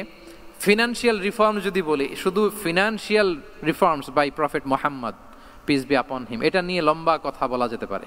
শুধু একটা উদাহরণ দিয়ে শেষ করি। বিদায় হজের ভাষণে উনি সুদকে চিরতরে কবরস্থ করেছেন, সুদকে চিরতরে কবরস্থ করেছেন, এবং এটা অন্যের জন্য না, নিজের ঘর দিয়ে শুরু করেছেন। উনি বলেছেন যে এই হানাহানি, রক্তপাত এটা বন্ধ, আমার গোত্রের একটা এরকম রক্তের দাবি আছে, এটা আমি শেষ ঘোষণা করলাম। এরপর বললেন যে সুদ কবর দিলাম, অন্য জায়গা থেকে না, আমার পরিবার থেকে। রাসূল ইসলামের চাচা স্বয়ং আব্বাস রাদিয়াল্লাহু তাআলা আনহুর অনেক সুদের ট্রানজাকশন ছিল, ইন্টারেস্ট, সুদের ব্যবসা ছিল। রাসূল সাল্লাল্লাহু আলাইহি ওয়াসাল্লাম বলেন, আজকে থেকে এই সুদ আমি চিরতরে মাটির নিচে কবর দিয়ে দিলাম। আল্লাহু আকবার। দেখেন সোশ্যাল রিফর্ম। তাহলে পরিবর্তন করতে হলে আগে নিজের ঘর থেকে, আগে কোত্থেকে, নাকি ওই ফ্যামিলি থেকে? হ্যাঁ, আমাদের মধ্যে যেটা হয়, আমরা ওয়াজ নসিহত বা ভালো কথা শুনলেই এটাকে ধরে নিই যে এটা ওর জন্য, ওর জন্য। মানে প্রত্যেকটা ওয়াজই যে আমার জন্য হইতে পারে, প্রত্যেকটা নসিহাতের যে প্রাইম অডিয়েন্স আমি হইতে পারি, এইটা আমাদের মাথায় কেন যেন আসে না। আমরা কোনো ভালো নসিহত শুনলে আমরা ভাবি এটা আসলে সমাজে দরকার, ওর দরকার, আমার ভাইয়ের দরকার। কিন্তু এটা যে আমার দরকার, প্রতিটা নাসিহাতের প্রথম অডিয়েন্স হওয়া দরকার কে? আমি নিজে। তাহলে পরিবর্তন শুরু করতে হবে নিজ থেকে। ওর এই সমস্যা, ওর এই সমস্যা, ওর এটা। আরে মিয়া, তোমার কি সমস্যা ওইটা বলো। শুধু ওর ওর না দেখে নিজেরটাও দেখতে হবে। দেখেন, অন্যের দিকে এক আঙ্গুল দেখালে নিজের দিকে কয় আঙ্গুল যায় বলেন তো? এই যে নিজের দিকে কিন্তু তিনটা। আমি যদি এরকম করি তা আমার দিকে আসে তিনটা। এজন্য নিজ থেকে, নিজের ফ্যামিলি থেকে আমরা সংস্কার শুরু করব। কি বলেন? ওমরে ফারুক রাদিয়াল্লাহু তাআলা আনহু যখন ফ্যামিলি মিটিংয়ে বসতেন, উনি ওনার সন্তানদেরকে বলতেন, শোনো, তোমরা খলিফাতুল মুসলিমিন, আমিরুল মুমিনিনের সন্তান। তোমাদের কোনো বাজে কাজ যদি সমাজে আসে, তোমাদের কোনো অন্যায় যদি আমার কানে আসে, অন্যের জন্য যা শাস্তি তোমাদের জন্য হবে ডবল শাস্তি। ওমরে ফারুক সন্তানদেরকে বলতেন, তোমরা যদি কোনো ভুল করো, একটা যদি হদ কায়েম করা লাগে এমন অন্যায় যদি করো, একটা হচ্ছে আল্লাহর দেয়া হদ, আর একটা হবে আমি উমরের দেয়া হদ। আমার মতো খলিফাতুল মুসলিমিনের সন্তান হয়ে পাপ তুমি কেন করলে? দেখেন অন্যের বাচ্চা কি করছে, অন্যের, আমাদের তো ওই মেয়েটার সমস্যা, ওনার ছেলের সমস্যা, এগুলো। আমার ছেলের যে কি অবস্থা, আমার পরিবারের যে কি হালাত, আমার স্ত্রীর যে কি দশা, ওইটা নিয়ে আমরা ভ্রুক্ষেপ করি না বা চিন্তা করি না। তাহলে সম্মানিত সুধী মণ্ডলী, আমরা পরিবর্তন শুরু করবো কোত্থেকে? অন্যের বাড়িঘর থেকে নাকি? হ্যাঁ, কোত্থেকে? নিজ থেকে। আল্লাহ তাআলা আমাদেরকে তৌফিক দান করুক। তাহলে কয়টা গেল? 4টা। এখন আপনারা তো ক্লান্ত হয়ে গেছেন মনে হচ্ছে, সময়ও অনেক হয়ে গেছে। আরো কয়েকটা পয়েন্ট বলা যাবে নাকি? হ্যাঁ, মোট কয়টা ছিল পয়েন্ট? সবগুলো শুনবেন? আচ্ছা, 5 নম্বরে হচ্ছে ওপেন মাইন্ডেড। আমার প্রিয় নবী বলেন, ওপেন মাইন্ডেড ছিলেন না ন্যারো মাইন্ডেড? সবাই বলবেন, গ্যালারির সবাই আওয়াজ করে, তিনি ওপেন মাইন্ডেড না ন্যারো মাইন্ডেড ছিলেন? রাসূলুল্লাহ সাল্লাল্লাহু আলাইহি ওয়া আলিহি ওয়াসাল্লাম ওপেন মাইন্ডেড ছিলেন। যে কেউ ওনাকে অ্যাপ্রোচ করতেন পারতেন easily. He was very approachable. ছোট বড়, আবাল বৃদ্ধ বনিতা ওনার সাথে কথা বলতে স্বাচ্ছন্দ্য বোধ করতো, ভয় পেত না। এজন্য সিরাতের পরতে পরতে দেখবেন এক শিশু এসে প্রশ্ন করে, নারী এসে প্রশ্ন করে, বৃদ্ধ এসে প্রশ্ন করে, বন্ধু এসে প্রশ্ন করে, শত্রু এসে কনভারসেশন করে, সবাই এসে ওনার সাথে কথা বলতে পারতো। সুবহানাল্লাহ। এবং এগুলো উনি অ্যাকোমোডেট করতে পারতেন। কি করতে পারতেন? অ্যাকোমোডেট করতেন। ছোট্ট একটা উদাহরণ দেই, আসির আল হালাবিয়া থেকে নেয়া একটা বিখ্যাত সিরাতের গ্রন্থ। বদরের যুদ্ধে রাসূল সাল্লাল্লাহু আলাইহি ওয়াসাল্লাম বদরের মাঠে সেনা ক্যাম্প স্থাপন করলেন। কি ক্যাম্প? সেনা ক্যাম্প স্থাপন করলেন। আল হুবাব ইবনুল মুনজির রাদিয়াল্লাহু তাআলা আনহু এক সাহাবী, উনি বললেন, ইয়া রাসূলুল্লাহ, এই যে সেনা শিবির যে এখানে স্থাপন করলেন, এটা কি আপনার নিজের ইচ্ছায় না আল্লাহর আদেশে? দেখেন, সেনাপতিরে কোনো সাধারণ সৈনিক এই প্রশ্ন করতে পারে? করলে চাকরি থাকবে? কিন্তু রাসূল সাল্লাল্লাহু আলাইহি ওয়াসাল্লামের কাছে সাহস নিয়ে আল হুবাব ইবনুল মুনজির বলে, ইয়া রাসূলুল্লাহ, এই যে সেনা শিবির স্থাপন করলেন, এটা কি আপনার ইচ্ছায় নাকি এটা ওয়াহী? রাসূল সাল্লাল্লাহু আলাইহি ওয়াসাল্লাম বললেন, না, এটা ওয়াহী না, এটা ওয়াহী না, বাল হুয়া রায়ু ওয়াল হারবু ওয়াল মাকিদা, না, এটা যুদ্ধের কৌশল হিসেবে আমি করেছি। আল হুবাব ইবনুল মুনজির বললেন, ইয়া রাসূলুল্লাহ, তাহলে সঠিক জায়গায় সেনা ক্যাম্প স্থাপন হয় নাই। রাসূলের দিকে তাকিয়ে বলতেছেন যে আপনি যেখানে করছেন ওখানে ঠিক হয় না ইয়া রাসূলুল্লাহ, আপনি অভয় দিলে আমি বলতে পারি কোথায় ঠিক হবে। রাসূল সাল্লাল্লাহু আলাইহি ওয়াসাল্লাম বললেন, তাই? আমি যেটা করছি এটা ঠিক হয় নাই, তাহলে কোনটা ঠিক বলো? উনি বললেন, ওই যে বদরে একটা কুয়া আছে যেখানে পানির ব্যবস্থা আছে, ওইটার সামনে ব্যারিকেড দিয়ে আমাদের শিবির করতে হবে। তাহলে আমরা বদরের কুয়া থেকে পানি খাইতে পারবো, সারাদিন পানি খাবো, আর কাফিররা যুদ্ধে তো মারা যাবে, পানির অভাবে মারা যাবে। সুবহানাল্লাহ পড়বেন না? রাসূল সাল্লাল্লাহু আলাইহি ওয়াসাল্লাম বললেন, আরে তাই তো, তুমি তো ঠিকই বলেছো, এভাবে তো আমি ভেবে দেখিনি। আবার তিনি অ্যানাউন্স করে দিলেন যে সেনা শিবির এখানে যেই তাঁবু টাঙানো হয়েছে এখান থেকে মুভ করে আল হুবাব যেখানে ইন্ডিকেট করেছে ঠিক ওই জায়গায় যে শিবির স্থাপন করো। তাহলে আওয়াজ করে বলুন, ওপেন মাইন্ডেড না ন্যারো মাইন্ডেড? আমরা অনেক সময় আমাদের অধীনস্থদের কথা শুনতে চাই না। অনেক সময় অধীনস্থদের মাথা থেকেও দারুণ দারুণ দুর্দান্ত আইডিয়া চলে আসতে পারে। ইগনোর করবেন না সব সময়, আপনি দেখবেন যে তার কাছ থেকে ভালো আইডিয়া এসছে কিনা। তাহলে রাসূল সাল্লাল্লাহু আলাইহি ওয়াসাল্লাম এটাকে ইগনোর না করে অ্যাকোমোডেট করলেন। সুবহানাল্লাহ। খন্দক যুদ্ধের কথা যদি দেখি, পরীক্ষা খননের অ্যাডভাইস কে দিয়েছিল? মক্কার কোনো লোক? মদিনার? কে দিয়েছিল? সালমান আল ফারিসি। বাড়ি কোথায়? ইরান, পারস্য। হি ওয়াজ পার্সিয়ান বেসিকলি। তাহলে দেখেন, সেই পারস্য থেকে এসে বললেন যে এখানে পরীক্ষা খনন করলে ভালো হয়। 5.5 কিলোমিটার পরীক্ষা খনন করে ফেললেন। 4.5 মিটার প্রশস্ত, 3.5 মিটার হচ্ছে এটার ডেপথ। পুরো মদিনার সবাই মিলে এটা করে ফেললেন। তার মানে আমি সব বুঝি, আমি সব জানি, এই মেন্টালিটি থেকে আমাদের বেড়ে আসতে হবে। এটা হচ্ছে একটা ন্যারো মাইন্ডেড পার্সোনালিটির অধিকারী, যে আমি যেটা বলছি ওইটা, এটার পরে কোনো কথা নেই, এটা ভুল। বরং আমার টিমের মধ্যে থেকে যদি কোনো ভালো অপিনিয়ন আসে সেটা আমি রিভাইজ করব। কি বলেন, পারা যাবে না? তাহলে ওপেন মাইন্ডেড পার্সোনালিটি ছিলেন রাসূলুল্লাহ সাল্লাল্লাহু আলাইহি ওয়াসাল্লাম। 6 নম্বরে চলে যাই। 6 নম্বর মাইন্ডসেট হচ্ছে এন্টারপ্রেনাল মাইন্ডসেট। এন্টারপ্রেনাল, এখন তো এটা আপনারা সবাই খুব বেশি শোনেন, এন্টারপ্রেনারশিপ, এন্টারপ্রেনাল। এন্টারপ্রেনাল মাইন্ডসেট আসলে অনেক কিছুর সমন্বয় হয়। 1 নম্বর, যার প্রোঅ্যাক্টিভ অ্যাটিটিউড যাদের থাকে, solution focused, not problem focused. Problem সৃষ্টি হইলে ওইদিকে ফোকাস না করে কিভাবে সলিউশন করা যায় ওইদিকে ফোকাস করতেন। এরপর যে হিউম্যান রিসোর্সের ভালো ম্যানেজ করতে পারে, রিসোর্স কম কিন্তু to take the best out of this resource. অনেকে দেখবেন যে ছোট্ট জিনিসকে অর্গানাইজ করে এত সুন্দর প্রেজেন্টেশন করে, আবার অনেকের অনেক আছে কিন্তু সেটাকে প্রেজেন্ট করতে পারে না, এরকম আছে না নাই? রাসূল সাল্লাল্লাহু আলাইহি ওয়াসাল্লাম অল্প রিসোর্স দিয়ে অনেক বড় কিছু অ্যারেঞ্জ করতে পারতেন। সুবহানাল্লাহ।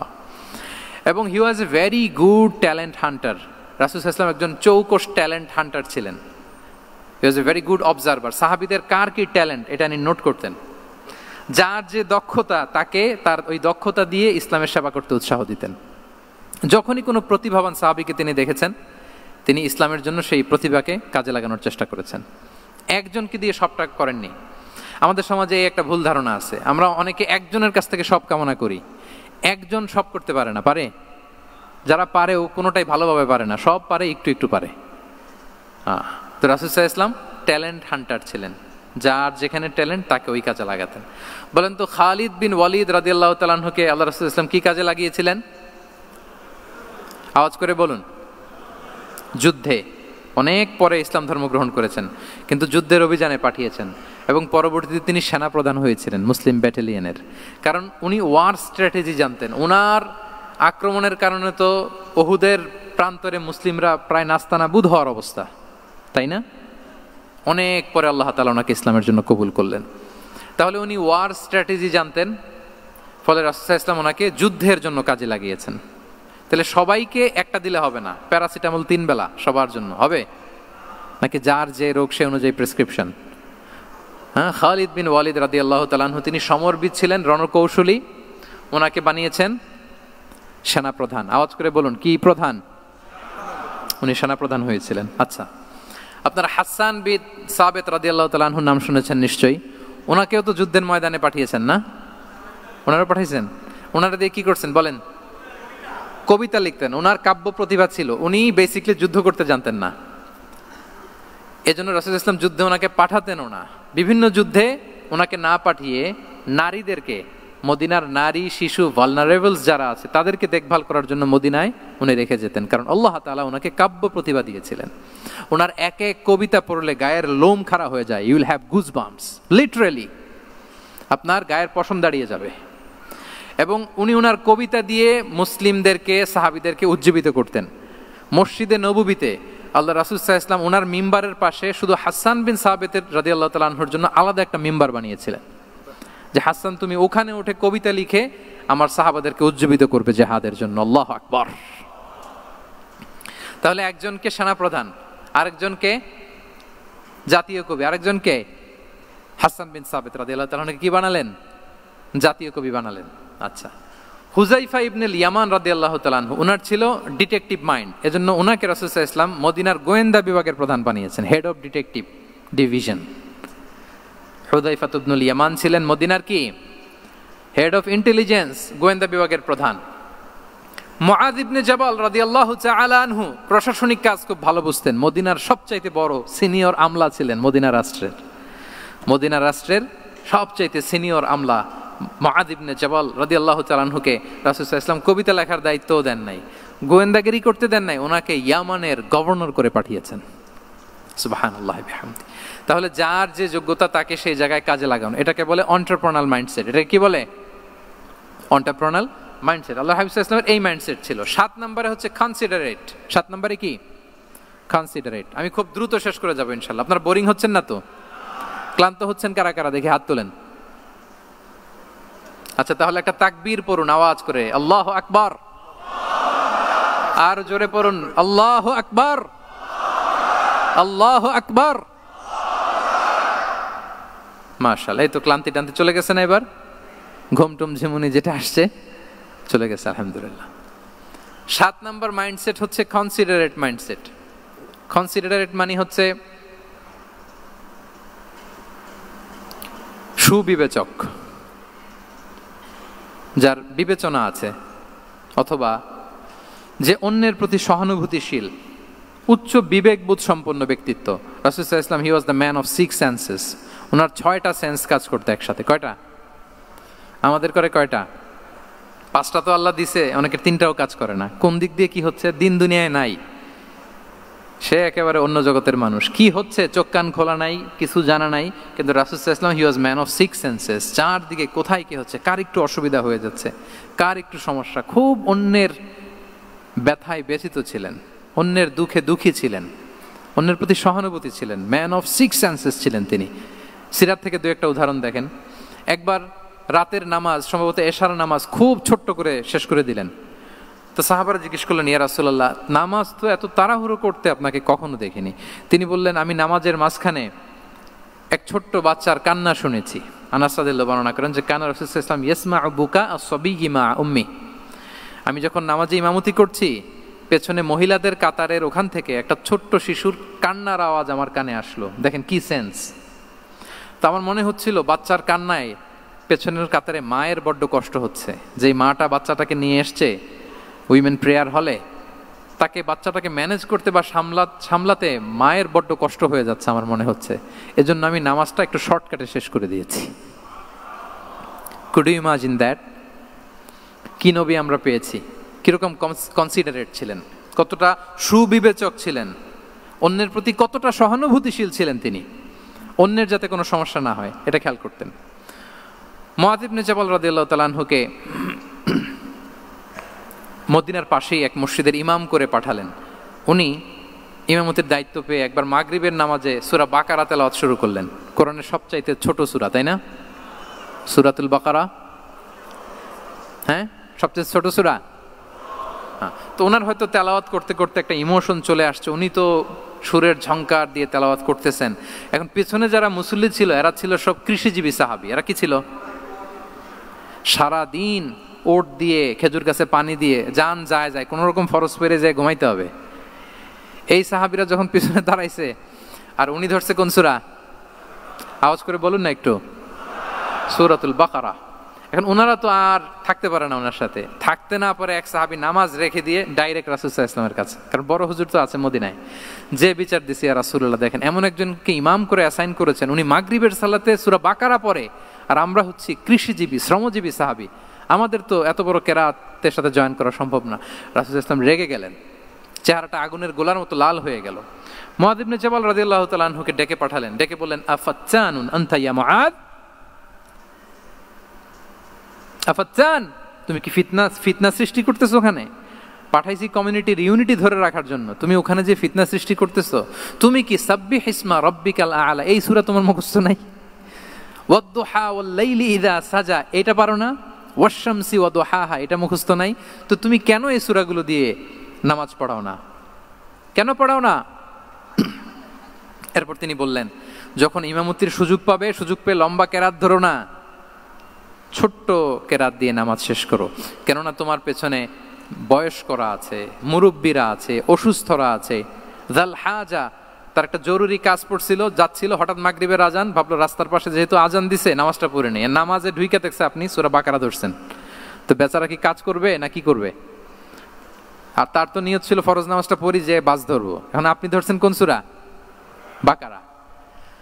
দেখেন রাসূলুল্লাহ সাল্লাল্লাহু আলাইহি ওয়াসাল্লাম বললেন যখন ইমামতির চান্স পাবে ছোট সূরা পড়বে, আর যখন তুমি একা পড়বে ফালিউতাউবিল মাশা, যত লম্বা করতে মনে চায় করো, রুকু করো লম্বা, সেজদা করো লম্বা, কেরাত করো লম্বা।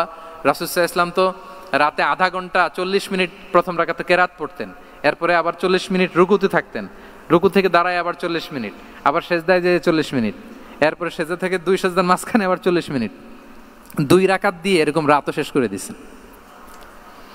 তো আপনার লম্বা যদি পড়তে মনে চায় আপনি তো আপনার ব্যক্তিগত নফল সালাতে এভাবে লম্বা করবেন, কিন্তু আমাদের হয়ে গেছে উল্টা, একাকী নামাজ কোন রকম রুকু সেজদা এরকম হয়ে গেছে না অনেকটা। কিন্তু ইমামতির সুযোগ পেলে মাশাআল্লাহ আল্লাহু আকবার, এইবার শুরু হয়েছে শাইখ সুদাইসির কণ্ঠে এই লম্বা করে। এখন পেছনে মুসল্লিদের কি দশা ওইটা আর আমরা খেয়াল করি না। আমাদেরকে অন্যের প্রতি সহানুভূতিশীল হতে শিখিয়েছে ইসলাম, কনসিডারেট হতে শিখিয়েছে, সুবিবেচক হতে শিখিয়েছে, যেটা রাসূল সাল্লাল্লাহু আলাইহি ওয়াসাল্লাম করেছেন। এবং রাসূল সাল্লাল্লাহু আলাইহি ওয়াসাল্লাম কোনো কাজে কাউকে পাঠালে ওনার বিখ্যাত সে বাণীটা বলে দিতেন যে ইয়াসসিরু ওয়ালা তুআসসিরু বাশশিরু ওয়ালা তুনাফিরু, সহজ করে উপস্থাপন করো, কঠিন করো না, সুসংবাদ দিও, মানুষকে দিন থেকে ভাগিও না। আমরা মানুষকে ভয় দেখাই, আমরা এত কঠিন করে ইসলামকে উপস্থাপন করি, মানুষ বলে আগে যেটা করতাম ওইটাই ভালো। তো আমরা যেন দিনকে কঠিন না করি, আমাদের কোনো অ্যাটিটিউডের কারণে যেন মানুষ ইসলাম থেকে ভেগে না যায়। আরেকটা উদাহরণ দেখুন, একবার মাগরিবের কিংবা এশার নামাজে রাসূল সাল্লাল্লাহু আলাইহি ওয়াসাল্লাম লম্বা সেজদা দিলেন, এত লম্বা সেজদা তিনি কখনো দেন না। নামাজ শেষে সাহাবারা জিজ্ঞেস করলেন ইয়া রাসূলুল্লাহ আপনি কি নামাজের মাঝখানে অসুস্থ হয়ে গেলেন নাকি, অথবা কোরআনের আয়াত নাজিল হলো নাকি, ওহী নাজিল হলো নাকি? রাসূল সাল্লাল্লাহু আলাইহি ওয়াসাল্লাম বললেন কুল্লু যালিকা লাম ইয়াকুন ওয়ালাকিন্না ইবনি ইরতাহালানি ওয়া কারিহতু আন উআজ্জিলাহু হাত্তা ইয়াকদিয়া হাজাতাহ। বললেন না, অসুস্থ হই নাই, ওহীও নাজিল হয় নাই, আমি যখন সেজদায় গিয়েছি আমার 2 ছোট নাতি হাসান হোসেন আমার কাঁধের উপরে চেপে বসেছে, যতক্ষণ না ওরা খেলা শেষ না করে নিচে নেমেছে আমি সেজদায় লুটিয়েছিলাম, নেমেছে এরপরে মাথা উঠিয়েছি। আমার মাথা উঠানোর কারণে ওদের খেলার একটু ডিস্টার্ব হবে, এজন্য আমি আর সেজদা থেকে মাথা উঠাই নাই। সুবহানাল্লাহ পড়বেন না? দেখেন নাতির খেলার যেন ডিস্টার্ব না হয়। পেছনের মহিলা সারির এক বোনের নামাজের সমস্যা হচ্ছে, এগুলো উনি খেয়াল করতেন, ছোট্ট ছোট্ট বিষয়গুলো উনি খেয়াল করতেন। এটাকে বলে কনসিডারেট মাইন্ডসেট। কি বলে? তাহলে আমরা অন্যের প্রতি যেন সহানুভূতিশীল হই, নাকি শুধু নিজেরটাই দেখব? অন্যেরটা দেখার দরকার আছে না নাই বলেন? আচ্ছা, 8 নাম্বার হচ্ছে ট্রান্সপারেন্সি। খাবো না। ট্রান্সপারেন্সি মানে হচ্ছে স্বচ্ছতা। ওনার জীবনের চাইতে, ওনার বায়োগ্রাফির চাইতে স্বচ্ছ বায়োগ্রাফি আপনি পাবেন না। No public and private dividation. And in the long history of time, no one's life has been recorded more transparently than the life of Prophet Muhammad sallallahu alaihi wasallam. রাসূল সাল্লাল্লাহু আলাইহি ওয়াসাল্লামের চেয়ে বেশি পৃথিবীতে এমন সেকেন্ড কোনো পার্সন আপনি দেখাতে পারবেন না যার জীবনের সবকিছু রেকর্ডেড। সবকিছু রেকর্ডেড। এরকম আছে? ঘরে কি করেছেন, বাইরে কি করেছেন, স্ত্রীর সাথে কি করেছেন, বন্ধুর সাথে কি করেছেন, সাহাবাদের সাথে কি করেছেন, শত্রুর সাথে কি করেছেন, অল আর রেকর্ডেড। সব and crystal clear, একেবারে স্বচ্ছ পানির মতো, স্ফটিক কাচের মতো ক্লিয়ার, ট্রান্সপারেন্ট। ওনার সব কাজে উনি স্বচ্ছতা বজায় রাখতে চাইতেন। কতটা স্বচ্ছ ছিলেন একটা মজার ঘটনা শোনাই আপনাদেরকে। সহিহ বুখারীতে এসেছে, রমাদানের শেষ 10 দিন, দ্য লাস্ট 10 days অফ রমাদানে তিনি ইতিকাফ করতেন। তো ইতিকাফ অবস্থায় স্ত্রীরা এসে রাতে দেখা করে যেত, জরুরি কথা আলাপ থাকলে সেরে যেত। একবার রাতে সফিয়া বিনতে হুয়াই ইবনে আখতাব রাদিয়াল্লাহু তাআলা আনহা আসলেন, ওনার স্ত্রী। কথা হলো এবার ওনাকে একটু এগিয়ে দিবেন, মসজিদ থেকে রাসূল সাল্লাল্লাহু আলাইহি ওয়াসাল্লাম বারান্দার দিকে পাশ দিয়ে আসলেন এগিয়ে দেওয়ার জন্য। ইন দ্য মিন টাইম, ভাই ভিডিও করবেন না, mobile should be in pocket. জি, বারবার বলবো না, পকেটে রাখবেন, অন্যদের ডিস্টার্ব হচ্ছে আমি দেখতেছি। হঠাৎ 2 জন আনসারী সাহাবী পাশ দিয়ে হেঁটে যাচ্ছেন। রাসূল সাল্লাল্লাহু আলাইহি ওয়াসাল্লাম আম্মাজানকে বিদায় দিবেন এখানে, হঠাৎ করে তিনি আওয়াজ করে বললেন আলা রিসলিকুমা, এই দাঁড়াও। ওই সাহাবী 2 জন রাসূল সাল্লাল্লাহু আলাইহি ওয়াসাল্লামের সাথে কে ওটা টের পায় নাই, বুঝতে পারে নাই। বোরকায় আবৃত কোন এক নারী দেখে রাসূল আর ওই নারীকে দেখে তারা আরো দ্রুত গতিতে হাঁটতে শুরু করে দিচ্ছে, আমরা চলে যাই এখান থেকে। দেখেন রাসূল সাল্লাল্লাহু আলাইহি ওয়াসাল্লাম নিজের অবস্থানকে ট্রান্সপারেন্ট করার জন্য বললেন আলা রিসলিকুমা, দাঁড়াও। দাঁড়ালেন। তখন রাসূল সাল্লাল্লাহু আলাইহি ওয়াসাল্লাম বললেন যে ইন্নাহা উম্মুকুম সফিয়া, আমার পাশে যাকে দেখতে পাচ্ছ বলে দেয়া ভালো যে সে কিন্তু অন্য কোনো নারী নয়, সে তোমাদের মা উম্মুল মুমিনিন সাফিয়া। সাহাবারা বলে সুবহানাল্লাহ ইয়া রাসূলুল্লাহ, ইয়া রাসূলুল্লাহ এ কেমন কথা, আপনি কেন আমাদের কাছে জবাবদিহি করতে যাচ্ছেন বা ক্লারিফাই করছেন? আপনার পাশে কোনো নারী এত রাতে যদি দাঁড়িয়ে থাকে, তিনি তো আমাদের মাদের মধ্যে থেকেই তো একজন হবেন, কেন আপনি বলতেছেন? তখন রাসূল সাল্লাল্লাহু আলাইহি ওয়াসাল্লাম বললেন যে না, ইন্না শাইতানা ইয়াজরি মিনাল ইনসানি মাজরাদ দাম, শয়তান মানুষের রগে রগে চলাচল করে। ওয়া ইন্নী খাশিতু আই ইউকযিফা ফি কুলুবিকুমা শাররান, আরেক বর্ণনায় আছে শাইআন, আমার ভয় হয় হয়তো শয়তান কোনো সন্দেহের উদ্রেক তোমাদের হৃদয়ে ঢুকায় দিতে পারে। সুবহানাল্লাহ। এজন্য আমি ক্লিয়ার করে দিলাম, এটা আমার বউ, আমার স্ত্রী, তোমাদের মা সফিয়া। দুজন সাহাবী যদি চলে যায়, এমন হতেই পারতো বাড়িতে যে একজন আরেকজনকে জিজ্ঞেস করতে পারতো যে আচ্ছা নবীর পাশে যে কালো বোরকা পরা মহিলাটা ছিল দেখছো না, এটা কে? তখন একজন হয়তো বলতো কে আর হবে, আমাদের মাই তো হবে, কোনো এক মা। আরেকজন বলবে আমাদের উম্মুল মুমিনের কেউ ছিল নাকি অন্য কেউ। এরকম একটা হুট করে সন্দেহের উদ্রেক মাথায় আসতে পারে না যে ওনার স্ত্রী ছিল না অন্য কেউ ছিল? আসতে পারে কি পারে না বলেন? ওই সন্দেহের অবকাশটুকু রাসূল সাল্লাল্লাহু আলাইহি ওয়াসাল্লাম রাখেন নাই। উনি বলে দিলেন যে এটা তোমাদের মা, এটা সাফিয়া। এই সন্দেহের অবকাশের কোনো সুযোগ নাই। তাহলে রাসূল সাল্লাল্লাহু আলাইহি ওয়াসাল্লামের পুরো লাইফ ছিল ট্রান্সপারেন্ট, একেবারে স্বচ্ছ। আমি অনেক পয়েন্টস নিয়ে এসেছি, ওটা 2-3 ঘন্টার আলোচনায় চলে যাবে। আমি প্রত্যেকটা পয়েন্টে একটা বা দুইটা ঘটনা দিয়ে শেষ করতেছি। তাহলে রাসূল সাল্লাল্লাহু আলাইহি ওয়াসাল্লামের লাইফ তিনি কত স্বচ্ছতার সাথে কাটিয়েছেন, এটা ক্লিয়ার না আমাদের সাথে? Transparent mindset. 9 নাম্বার হচ্ছে অ্যাপ্রিসিয়েটিভ। 9 নাম্বার কি? অর্থাৎ অন্যের প্রশংসা করা। আমরা অনেক সময় অন্য কেউ ভালো কাজ করলে অ্যাপ্রিসিয়েট করতে চাই না, আমরা গুণমুগ্ধ হই কিন্তু গুণগ্রাহী হতে চাই না, অন্যরে ক্রেডিট দিতে চাই না, তার ভালো কাজের স্বীকৃতি দিতে চাই না। হয়তো আমার দলের লোক না, বা আমার চিন্তার লোক না, বা আমার সার্কেলের লোক না, তার প্রশংসা করতে চাই না, তার গুণগ্রাহী হতে চাই না। এরকম মেন্টালিটি আমরা অনেকে ক্যারি করি না? রাসূল সাল্লাল্লাহু আলাইহি ওয়াসাল্লাম এটা করেননি।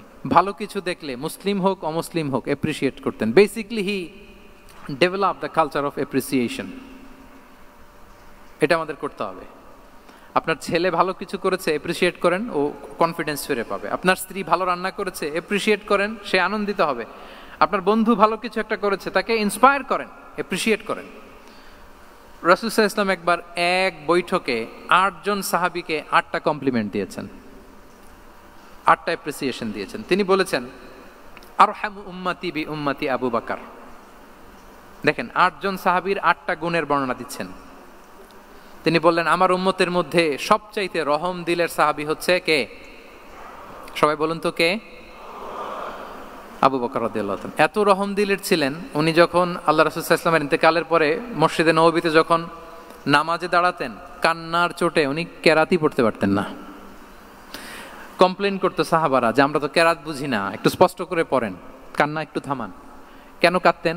কারণ উনি যখন নামাজে দাঁড়াতেন ওনার ফিলিংসটা হতো এরকম যে কাইফা আকুমু মাকামা রাসূলিল্লাহ, আমি রাসূলের জায়গায় কিভাবে দাঁড়াই?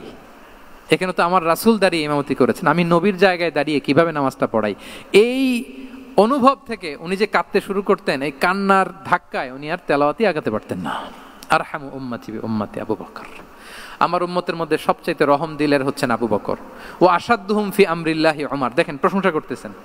আর আমার উম্মতের মধ্যে আল্লাহর দিন বাস্তবায়নে সবচাইতে কঠোর হচ্ছে উমর। মুনাফিকরা ওনাকে জমের মতো ভয় পেত, ইভেন শয়তান ভয় পেত। রাসূল সাল্লাল্লাহু আলাইহি ওয়াসাল্লাম বলেন ওমর তুমি যদি এই রাস্তা দিয়ে হাঁটো, শয়তান যদি দেখতে পায়, শয়তান এই রাস্তা রেখে দিয়ে অন্য কোনো রাস্তা থাকলে ওইটা দিয়ে হাঁটে। সুবহানাল্লাহি বিহামদি। আমাদের অনেক সময় এমন হয় না যে আমাদের বাচ্চারা ছেলেমেয়েরা খেতে চায় না, আমাদের নাতি নাতনিরা খেতে চায় না, মায়েরা খাবার নিয়ে পেছনে পেছনে ঘুরে, আর তখন ভয় দেখায় এই রাত্রিবেলা তাড়াতাড়ি খাও, ওই যে বাঘ আসবে বাঘ, বিড়াল আসবে বিড়াল, তাড়াতাড়ি না খেলে কিন্তু ভূত আসবে ভূত। এরকম বলেন আপনারা? বলেন না? এই দায়িত্ব তো আপনাদের কাঁধে থাকে না? তো ওই যে আমাদের বোনরা বলতে পারবে, বোনরা খাবার নিয়ে ঠিকই রাত্রিবেলায় বাচ্চাদের পেছনে পেছনে এরকম দৌড়াতে হয়। তো কি বলতে হয় যে এই ভূত আসলো ভূত, ওই যে বিড়াল আসলো বিড়াল, কুকুর আসলো, এইগুলো বললে বাচ্চারা আবার ভয় পায়, তাড়াতাড়ি করে খায়। তো মদিনাতেও মদিনার বাচ্চারা খেতে চাইতো না। তো খেতে না চাইলে মায়েরা ভূত আসতেছে ভাল্লুক আসতেছে এগুলো না বলে বলতো হা হুয়া ইয়াতি উমর, ইয়াতি উমর, তাড়াতাড়ি খাও তাড়াতাড়ি খাও, ওই যে ওমর আসতেছে ওমর। সুবহানাল্লাহি বিহামদি। ওয়া আশাদ্দুহুম ফি আমরিল্লাহি উমর। আল্লাহর দিন বাস্তবায়নে সবচেয়ে কঠোর ছিলেন ওমর রাদিয়াল্লাহু তাআলা আনহু। ওয়া আসদাকুহুম হায়াআন উসমান, সবচেয়ে লাজুক সাহাবী ছিলেন উসমান রাদিয়াল্লাহু তাআলা। শুধু অর্থ বলে যাই। ওয়া আকরাউহুম লিকিতাবিল্লাহি উবাই ইবনে কাব, সবচেয়ে কোরআনের ভালো কিরাত পড়তে পারতেন উবাই ইবনে কাব। আফরাদুহুম যায়েদ ইবনে সাবিত, উত্তরাধিকার বন্টনের নীতিমালা ফারায়েজের জ্ঞান ছিল যায়েদ ইবনে সাবিত রাদিয়াল্লাহু তাআলা। ওয়া আ'লামুহুম বিল হালালি ওয়াল হারামি মুআদ ইবনে জাবাল, এই উম্মতের হালাল হারামের স্পেশালিস্ট সাহাবী হচ্ছেন মুআদ ইবনে জাবাল।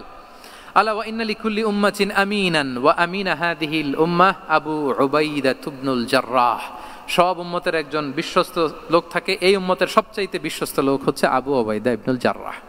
দেখেন 8 জন সাহাবীর 8টা গুণের কথা বললেন। আচ্ছা, রাসূল সাল্লাল্লাহু আলাইহি ওয়াসাল্লাম যখন সাহাবীদের প্রশংসা করেছেন, ওই সাহাবীদের কেমন লেগেছে বলেন তো? ফিলিংসটা ভালো লেগেছে না? হৃদয়ে জুড়িয়েছে, ইন্সপায়ার্ড হয়েছেন, মোটিভেটেড হয়েছেন, আরো ভালোর প্রতিযোগিতা কি করে করা যায় আরো অগ্রগামী হয়েছেন, ঠিক কিনা বলেন? তাহলে ভালো দেখলে প্রশংসা করবেন তো নাকি? এপ্রিশিয়েট করবেন? সাহাবীদের মধ্যে সবচাইতে সুরেলা গলার কণ্ঠের অধিকারী ছিলেন আবু মুসা আল-আশআরী রাদিয়াল্লাহু তাআলা আনহু। তো রাসূল সাল্লাল্লাহু আলাইহি ওয়াসাল্লাম একবার রাত্রিবেলা তার বাসার পাশ দিয়ে যাচ্ছিলেন, দীর্ঘ সময় ওনার কণ্ঠের তেলাওয়াত শুনলেন। পরের দিন সকালে বললেন যে আবু মুসা, তুমি তো চমৎকার গলায় তেলাওয়াত করো। আবু মুসা বলে, ইয়া রাসূলুল্লাহ, আমি তো কোনোদিন আপনার সামনে দাঁড়িয়ে তেলাওয়াত করি না, আপনি কি করে জানলেন? রাসূল সাল্লাল্লাহু আলাইহি ওয়াসাল্লাম বললেন, গত রাতে তুমি যখন তেলাওয়াত করছিলে আমি তোমার ঘরের পাশ দিয়ে যাচ্ছিলাম, আমি মনোযোগ দিয়ে শুনেছি। আবু মুসা বলে, ইয়া রাসূলুল্লাহ, আপনি আমার তেলাওয়াত শুনতেছেন, ওইটা জানলে তো আমি ফজর পর্যন্ত তেলাওয়াত চালিয়ে যেতাম, হাত্তাল ফাজর আমি তেলাওয়াত চালিয়ে যেতাম ইয়া রাসূলুল্লাহ। আল্লাহ রাসূল সাল্লাল্লাহু আলাইহি ওয়াসাল্লাম তখন বললেন, লাকাদ উতিতা মিজমারান মিন মাজামিরি আলি দাউদ, হে আবু মুসা, দাউদ আলাইহিস সালামের গলায় আল্লাহ তাআলা যেমনি সুরের ঝংকার দিয়েছেন, এই উম্মতের মধ্যে তোমার গলায় আল্লাহ সেই সুরের লহরী ঢেলে দিয়েছে। বলেন, এই অ্যাপ্রিসিয়েশন যখন রাসূলের মুখ থেকে পাইলো কেমন লাগবে ওনার? বলেন। এখানে ধরেন আপনি কেউ হাফেজে কোরআন শেখ সুদাইস যদি বলে যে মাশাআল্লাহ মাশাআল্লাহ আনতা কারিউল কুররা, আপনাকে যদি এটা বলে কেমন লাগবে আপনার? হ্যাঁ, সারা দুনিয়া তো এটা বলে বেড়াবেন যে শেখ সুদাইস আমার রেসিটেশনের প্রশংসা করেছে, খাবার ইমাম আমার প্রশংসা এপ্রিসিয়েট করেছে। আর স্বয়ং রাসূলুল্লাহ সাল্লাল্লাহু আলাইহি ওয়াসাল্লাম যখন বলে তোমার গলায় আল্লাহ সুরের ঝংকার ঢেলে দিয়েছে, তখন ওনার কেমন লেগেছে? এজন্য আপনার ছেলে মেয়ে স্ত্রী বন্ধু আপনার সার্কেলের কেউ কোনো ভালো কাজ করলে কৃপণতা করবেন না, এপ্রিসিয়েট করুন। রাসূল সাল্লাল্লাহু আলাইহি ওয়াসাল্লাম এপ্রিসিয়েশন আমাদেরকে শিখিয়েছেন। ইভেন মুখাইরেক নামে এক ইহুদি ছিল, মদিনার সব ইহুদিরা বিট্রে করেছে, কিন্তু এই মুখাইরেক নামে এক ইহুদি উহুদের যুদ্ধে মুসলিমদের পক্ষে লড়াই করে নিহত হয়েছে। সে তার কথা রেখেছে। মুসলিম সাহাবীদের শহীদদের লাশের সাথে যখন এই ইহুদি তার লাশও আনা হলো, রাসূল সাল্লাল্লাহু আলাইহি ওয়াসাল্লাম তার দিকে তাকায় বললেন, মুখাইরিক খায়রু ইয়াহুদ, মুখাইরিক is the best among Jewish. তিনি বললেন, মুখাইরিক, এই পৃথিবীতে যত ইহুদি আছে এখানকার ইহুদিদের মধ্যে মুখাইরিক হচ্ছে সবচেয়ে শ্রেষ্ঠ ইহুদি। দেখেন, মুখাইরিক কোন ধর্মের ছিলেন? মুসলিম নাকি? কোন ধর্মের? ইহুদি হওয়ার পরেও তাকে এপ্রিসিয়েশন করতে রাসূল সাল্লাল্লাহু আলাইহি ওয়াসাল্লাম ভুলেন নাই। তাহলে আমরা যেন এপ্রিসিয়েটিভ মাইন্ডসেটের অধিকারী হই। কটা গেল? 10 নম্বরে হচ্ছে ফ্লেক্সিবল। 10 নম্বরে কি? ফ্লেক্সিবল, মানে কোনো বিষয়ে খুব অনড় হয়ে থাকা, এটা রাসূল ইসলাম ছিলেন না, ফ্লেক্সিবল ছিলেন। আমরা অনেক সময় বলি না যে ভাই আপনি কি 9টায় আসতে পারবেন না 10টায়? বলে আম ফ্লেক্সিবল উইথ দিস, মানে যেটা বলবেন আমার সমস্যা, এরকম ইজি গোয়িং ছিলেন উনি, গো ধরে থাকতেন না, যে কোনো পরিস্থিতিকে সামলে নিতেন। ফ্লেক্সিবল হচ্ছে যে কোনো পরিবেশ পরিস্থিতির সাথে নিজেকে মানিয়ে নেওয়া, খাপ খাওয়া, নিজেকে সামলে নেওয়া, সলিউশন বের করে ফেলা, এটা রাসূল সাল্লাল্লাহু আলাইহি ওয়াসাল্লামের ছিল, এটাকে বলে ফ্লেক্সিবল মাইন্ডসেট। নাজরানের 60 জন খ্রিস্টান পাদ্রী এসেছিল মদিনায় দেখা করতে। কোন ধর্মের? খ্রিস্টান। সবাই আওয়াজ করে বলুন, কোন ধর্মের? খ্রিস্টান। এখন এত মানুষকে সম্মানিত মেহমানকে উনি কোথায় বসতে দিবেন? পরামর্শ করলেন কোথায় বসতে দেওয়া যায়। এক সাহাবী বলে, আমার কাছে কিছু খেজুর পাতা আছে, ওটা বিছায়া একটা জায়গা করি, ওখানে বসি। রাসূল ইসলাম বললেন, না, দামি মেহমান, এটা হয়। আরেকজন বলে, বিকেল বেলায় তো সূর্য পড়ে যাবে, পাহাড়ের ছায়ায় উহুদ পাহাড়ের ওই পাশে যেয়ে বসি। রাসূল ইসলাম বললেন, না, এটাও তো হয় না। বলতে বলতে ওই 60 জন পাদ্রী চলেই আসছেন এই মানে বিদেশি মেহমান, ফরেন ডেলিগেশন। কি করবেন? রাসূল ইসলাম 60 জনকে মসজিদে নববীর ভেতরে নিয়ে বসালেন। সুবহানাল্লাহ পড়তে পারলেন না? মসজিদে নববীর ভেতরে বসালেন এবং সিরাতে ইবনে ইসহাকে এসেছে যে তখন ওদের আবার ইবাদতের সময় হয়েছে, রাসূল ইসলাম তাদেরকে ইবাদতেরও সুযোগ দিয়েছেন। তাদের কিবলা পূর্ব দিকে, তারা পূর্ব দিকে হয়ে 60 জন ওখানে ইবাদত করেছে, তাদের ধর্মের রীতি অনুযায়ী সালাত আদায় করেছে। দেখেন কতটা ফ্লেক্সিবল ছিলেন রাসূল সাল্লাল্লাহু আলাইহি ওয়াসাল্লাম। ফজরের সালাতের পরে ঘরে ঢুকেই আম্মাজান আয়েশাকে জিজ্ঞেস করতেন, কোনো খাবার আছে? আম্মাজান আয়েশা যদি বলতেন আছে, তিনি সেটা খেতেন। কোনোদিন যদি বলতেন না ইয়া রাসূলুল্লাহ, ঘরে তো খাবার নাই, তখন রাসূল সাল্লাল্লাহু আলাইহি ওয়াসাল্লাম বলতেন ফাইন্নী সাইম, অসুবিধা নাই, খাবার যেহেতু নাই আমি রোজা রেখে দিলাম। কত ইজি গোয়িং। আচ্ছা আমরা হলে কি করতাম বলেন তো? ফজরের পরে ঘরে গেছেন, আপনি বড় সাহেব না, এবার যাওয়ার পরে জিজ্ঞেস করছেন কি আছে খাবার দাও, যদি বলে ঘরে কিছু নাই, কি বলবেন দেখি, কয়েকটা উত্তর আসুক। ফজরে মসজিদে অনেক কিছু করে টোরে ক্ষুধা পেটে ঘরে গেলেন, যে বললেন যে টেবিলে বসে বললেন যে খাবার দাও, এখন বলে যে কিছু নাই ঘরে, কি উত্তর আসবে? এখান থেকে একটা উত্তর আসুক, বলেন কি বলবেন? হ্যাঁ খবর আছে, এই তো। এদিকে বলেন, আপনি কি বলবেন? আপনারা আলহামদুলিল্লাহ বলে না, কিন্তু বাসায় বলে না। পিছনে ভাবিরা আছে, এখন কিন্তু রিপোর্ট নেওয়া যাবে সহজে। তো যদি আমরা আলহামদুলিল্লাহ বলি, that is called easy going and flexible mindset. এটাই হওয়া উচিত, এটাই হওয়া উচিত। খাবার থাকলে খেতেন, না থাকলে বলতেন okay I am fasting, it's not a big deal, ফাইন্নী সাইম, যেহেতু নাই কি আর করবো, আমি রোজা রেখে দিলাম। এরকম ইজি গোয়িং ছিলেন। দেখেন his life was so simple but so special. হ্যাঁ, মুহাম্মদ সাল্লাল্লাহু আলাইহি ওয়াসাল্লাম তাহলে ফ্লেক্সিবল ছিলেন। কয়টা গেল? আর কয়টা বাকি? আচ্ছা 5 মিনিটে শেষ করে দেই। 11 নাম্বার হচ্ছে অপটিমিস্টিক মাইন্ডসেটের অধিকারী ছিলেন। অপটিমিস্টিক, প্যাসিমিস্টিক ছিলেন না, মানে ইতিবাচক চিন্তা করতেন সবসময়। সবসময় কি চিন্তা করতেন? আপনি আজকের এই হল রুমের কিছু ভুল ধরতে পারবেন না? যদি বলে যে কয়েকটা ভুল ধরেন, বলবেন যে এই সমস্যা, সাউন্ডের সমস্যা, ওইদিকে এটা নাই, ওইদিকে এটা নাই, এটা হচ্ছে ভুল। আপনি প্যাসিমিস্টিকটা ধরলেন। এবার যদি বলা হয় আজকের এই প্রোগ্রামের কয়েকটা পজিটিভ দিক বলেন, তখন আপনি কিন্তু কয়েকটা পয়েন্ট বের করতে পারবেন যে এটা ছিল একটা ইতিবাচক দিক, এই প্রোগ্রামের এটা ছিল একটা পজিটিভ দিক। তো রাসূল সাল্লাল্লাহু আলাইহি ওয়াসাল্লাম ওই পজিটিভ দিকগুলোতে ফোকাস করতেন। হ্যাঁ, come back positive, not go back negative. রাসূল সাল্লাল্লাহু আলাইহি ওয়াসাল্লামের কাছে এসে যদি কেউ বলতে রাসূলুল্লাহ আমি খুব অসুস্থ, আমি খুবই অসুস্থ, রাসূল সাল্লাল্লাহু আলাইহি ওয়াসাল্লাম কি বলতেন জানেন? জি, রাসূল সাল্লাল্লাহু আলাইহি ওয়াসাল্লাম বলতেন লা বাসা আলাইকা তুহুরুন ইনশাআল্লাহ। ইয়া রাসূলুল্লাহ আমি অসুস্থ। রাসূল সাল্লাল্লাহু আলাইহি ওয়াসাল্লাম বলতেন আরে don't worry, it will cleanse up you from your sins if আল্লাহ উইশ, ইনশাআল্লাহ এতে তোমার যে গুনাহ টুনা আছে, পাপ আছে, এই পাপগুলোকে আল্লাহ তাআলা এই অসুস্থতা দিয়ে মোচন করে দিচ্ছেন। পড়েন সুবহানাল্লাহ। তাইলে আপনি অসুস্থতার মধ্যে একটু হালকা হলেন না, যে জ্বরে ভুগতেছি কিন্তু এই জ্বরে নাকি আমার গুনাহ মাফ হয়ে যায়। পেটের ব্যথায় আক্রান্ত, মাথা ব্যথায় আক্রান্ত, কিন্তু এটাতে নাকি আল্লাহ আমার পাপ মোচন করে দেয়, তাহলে একটু ভাল লাগবে না? তাহলে দেখেন একটা কঠিন পরিবেশকে রাসূল সাল্লাল্লাহু আলাইহি ওয়াসাল্লাম করতেন। অসুস্থ শুনলেই লা বাস তুহুরুন ইনশাআল্লাহ, আর কিছু হবে না, আল্লাহ তোমার গুনাহ মাফ করে দিচ্ছে। অসুস্থ ব্যক্তি দেখলেই মাথায় হাত দিয়ে দোয়া করতেন আল্লাহুম্মা রাব্বান নাস আযহিবিল বাস ইশফি আনতাশ শাফি লা শিফাআ ইল্লা শিফাউক শিফাআন লা ইগাদিরু সাকামা। উজ্জীবিত হয়ে যেত অসুস্থ ব্যক্তি। আমরা কি করি? আমরা কি করি? কাউকে অসুস্থ দেখলে, রোগাক্রান্ত দেখলে, ওই রোগে সবচাইতে কষ্ট পেয়ে যে মারা গেছে তার ঘটনা বলা শুরু করি, যে হায় রে ভাই আপনার ক্যান্সার, আমার এক খালা ছিল ক্যান্সারের 4th স্টেজে চলে গেছিল, 14টা কেমো দেয়া লাগছে, এই যে ফিরিস্তি একেবারে ওনার দাফন কাফন পর্যন্ত। এখন বলেন ওই লোক যাও সুস্থ ছিল, এখন আর সুস্থ থাকবে? কথা বলেন, থাকবে? একটা দিব্যি সুস্থ মানুষকে যদি আপনি বলেন ভাই আপনাকে দেখতে কেমন যেন একটু রোগা রোগা লাগতেছে, অসুস্থ নাকি? এরপরে প্ল্যান করে ধরেন আপনি বললেন, উনি আবার ওদিকে যাওয়ার পরে আরেকজনকে প্ল্যান করে বলতে বললেন, বললো ভাই ব্যাপার কি, চেহারাটা কেমন শুকনা শুকনা। এরকম 5 জন বলার পরে ওই বিকেলে কাঁথা গায়ে দিয়ে শুয়ে ফেলবে বিছানায়। তোরে আপনি অসুস্থ এমনি বানায় ফেলছেন। কিন্তু রাসূলুল্লাহ সাল্লাল্লাহু আলাইহি ওয়া আলিহি ওয়াসাল্লাম উনি বলতেন লাবাস লাবাস আলাইক তুহুরুন ইনশাআল্লাহ, আরে সুস্থ হয়ে যাবা। এজন্য দেখতে গেলে আপনি উৎসাহিত করবেন, বলবেন আরে ভাই আপনারা তো খুব সুস্থ লাগতেছে। কে বলছে আপনি অসুস্থ? অসুস্থতার কোনো ছোঁয়াই তো আপনার মধ্যে নাই। হ্যাঁ, you are looking very fine, চমৎকার লাগতেছে আপনার, কে বলছে? তো ভালো হয়ে যাচ্ছেন। এটা বললে উনি আশা পায়। আর আপনি যদি ওই রোগে সবচেয়ে কষ্ট পেয়ে যে মারা গেল, এই ঘটনা যদি ওনারে শোনান, উনি বাঁচবে বলেন? তাহলে আমরা মানুষকে উৎসাহিত করব, অপটিমিস্টিক হব, প্যাসিমিস্টিক হব না। এবার বলুন, হুনাইনের যুদ্ধে, কুইজ, হুনাইনের যুদ্ধ কত হিজরিতে হয়েছিল? কত? সপ্তম, অষ্টম? হ্যাঁ, মাত্র 2-4 জন বলতেছে। আমাদের ওই যে হাসানা ফাউন্ডেশনের একটা সিরা অলিম্পিয়াড চলতেছে, এটাতে অংশগ্রহণ করতে হবে আপনাদের। আমরা প্রতিদিন একটা করে কুইজ জানান দিচ্ছি মানুষদেরকে, একেবারে সব মুখস্থ হয়ে যাবে ইনশাআল্লাহ। তাহলে অষ্টম হিজরিতে হাওয়াজিন বনু সাকিব গোত্রের বিশাল ব্যাটালিয়ন নিয়ে ওরা আসছে, এবং ওরা আসছে যে আমরা শুধু একা যাব না, আমাদের স্ত্রী, বাচ্চা কাচ্চা, আমাদের যার ঘরে যত সম্পদ আছে সব নিয়ে মরুভূমিতে যাব। এটা নিয়ে যাব কেন?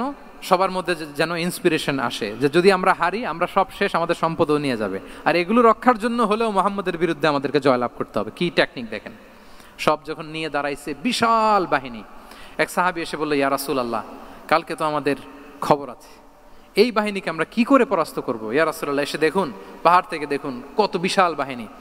রাসূল সাল্লাল্লাহু আলাইহি ওয়াসাল্লাম দেখা মাত্রই বললেন, তিলকা গনিমাতুল মুসলিমিনা গাদান ইনশাআল্লাহ। আরবি যারা বুঝেন যে it will be the war booty for the Muslim community tomorrow ইনশাআল্লাহ। আরে এগুলো তো আমরা সব গনিমত আকারে ব্যাগে কইরা মদিনায় নিয়ে যাব। এই যুদ্ধে জয়লাভ করে যা আছে এগুলো উটে করে ওয়ার বুটি হিসেবে মদিনায় নিয়ে যাব। বলার সাথে সাথে সাহাবীদের সব ভয় দূর হয়ে গেল, আবার প্রাণ ফিরে পেলেন, সজীব হয়ে উঠলেন, উজ্জীবিত হলেন। তাহলে আমরা অপটিমিস্টিক হব, আমরা ইতিবাচক চিন্তা করব। এবং ইসলাম আল্লাহ তাআলার ব্যাপারেও আমাদেরকে ইতিবাচক ধারণা রাখতে উৎসাহিত করে। হাদিসে কুদসিতে আল্লাহ বলেন, আনা ইনদা যান্নি আবিদি বি, আমার বান্দার নিকট আমি তেমন, আমার বান্দা আমার ব্যাপারে ঠিক যেমন ধারণা করে। আপনি যদি ধারণা করেন আল্লাহ দয়ালু, ঠিক আল্লাহ তাআলাকে দয়ালু পাবেন। এখন বলেন, আল্লাহর ব্যাপারে কার ধারণা কেমন? আল্লাহ তাআলা খুব প্রতিশোধ পরায়ণ না? প্রচন্ড রাগী? আমাদের সবাইকে জাহান্নামে দেওয়ার জন্য বসে আছেন না? তাহলে কি ধারণা বলেন তো? তিনি দয়াময়, তিনি মেহেরবান, তিনি আমাদেরকে অবশ্যই ক্ষমা করবেন। ঠিক কিনা বলেন? এই বিশ্বাস আল্লাহর প্রতি আমাদের সবার আছে তো? এই বিশ্বাস যদি থাকে, ঠিকই আল্লাহ তাআলাকে রহমান রাহিম হিসেবেই আপনি পাবেন। তাহলে আওয়াজ করে বলুন তো, এই নবরাত্রি হলকে উচ্ছ্বসিত করে আওয়াজ করে বলেন, আমরা সবাই অপটিমিস্টিক হব না প্যাসিমিস্টিক? অপটিমিস্টিক, ইতিবাচক হব। রাসূল সাল্লাল্লাহু আলাইহি ওয়াসাল্লাম অপটিমিস্টিক মাইন্ডসেটের অধিকারী ছিলেন। কয়টা গেল? লাস্ট হচ্ছে রেজিলিয়েন্ট। শেষ। I am going to conclude my speech today.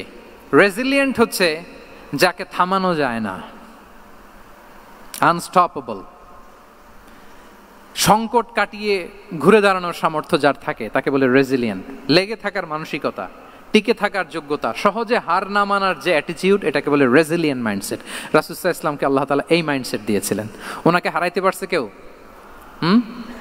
জীবনের সাথে এটা সেট করে নেন যে আমি কখনো হারি না, আমি হয় জিতি নয় শিখি। আমি কখনো হয় জিতি নয় শিখি। এই মাইন্ডসেট যদি গ্রো করেন, আপনার হারাইতে পারবে কেউ? পারবে না। রাসূল সাল্লাল্লাহু আলাইহি ওয়াসাল্লাম, he was unstoppable, having unbelievable সাবর। ধৈর্যের পাহাড় নিয়ে, আনস্টপেবল অ্যাটিটিউড নিয়ে তিনি শুধু সামনে গিয়েছেন, পেছনে যান নাই কখনো। সীমাহীন কষ্ট আর সংগ্রামের মধ্য দিয়ে গিয়েছেন, থামাতে পারে নাই ওনাকে কেউ পারে নাই। ইয়াতিম হিসেবে জন্মগ্রহণ করলেন, পৃথিবীর আলো দেখবার আগে বাবাকে হারালেন, ছোট বয়সে মাকে হারালেন, পরে দাদাকে হারালেন, এরপর চাচাকে হারালেন। শিয়াবে আবি তালেবে জেল খেটেছেন 3 বছর। Physical torture, mental torture, life threat, হত্যা করার ষড়যন্ত্র হয়েছে। আল্লাহ তাআলা বলেছেন আজ রাতে হিজরত করো। ব্ল্যাক ম্যাজিক করা হয়েছে। লাবিদ ইবনুল আ'সাম, এক ইহুদিদের মিত্র, ওনাকে ব্ল্যাক ম্যাজিক করেছে। মারার জন্য খাদ্যে বিষ মিশিয়ে দেয়া হয়েছিল। বাজুর মাংস, খাসির বাজুর মাংস পছন্দ করতেন। খাইবারের এক ইহুদি নারী এই ছাগলের এই মাংসের মধ্যে বিষ দিয়েছিলেন। ইহুদিদের পক্ষ থেকে betray, treachery, conspiracy and what not, কি বাকি ছিল বলেন?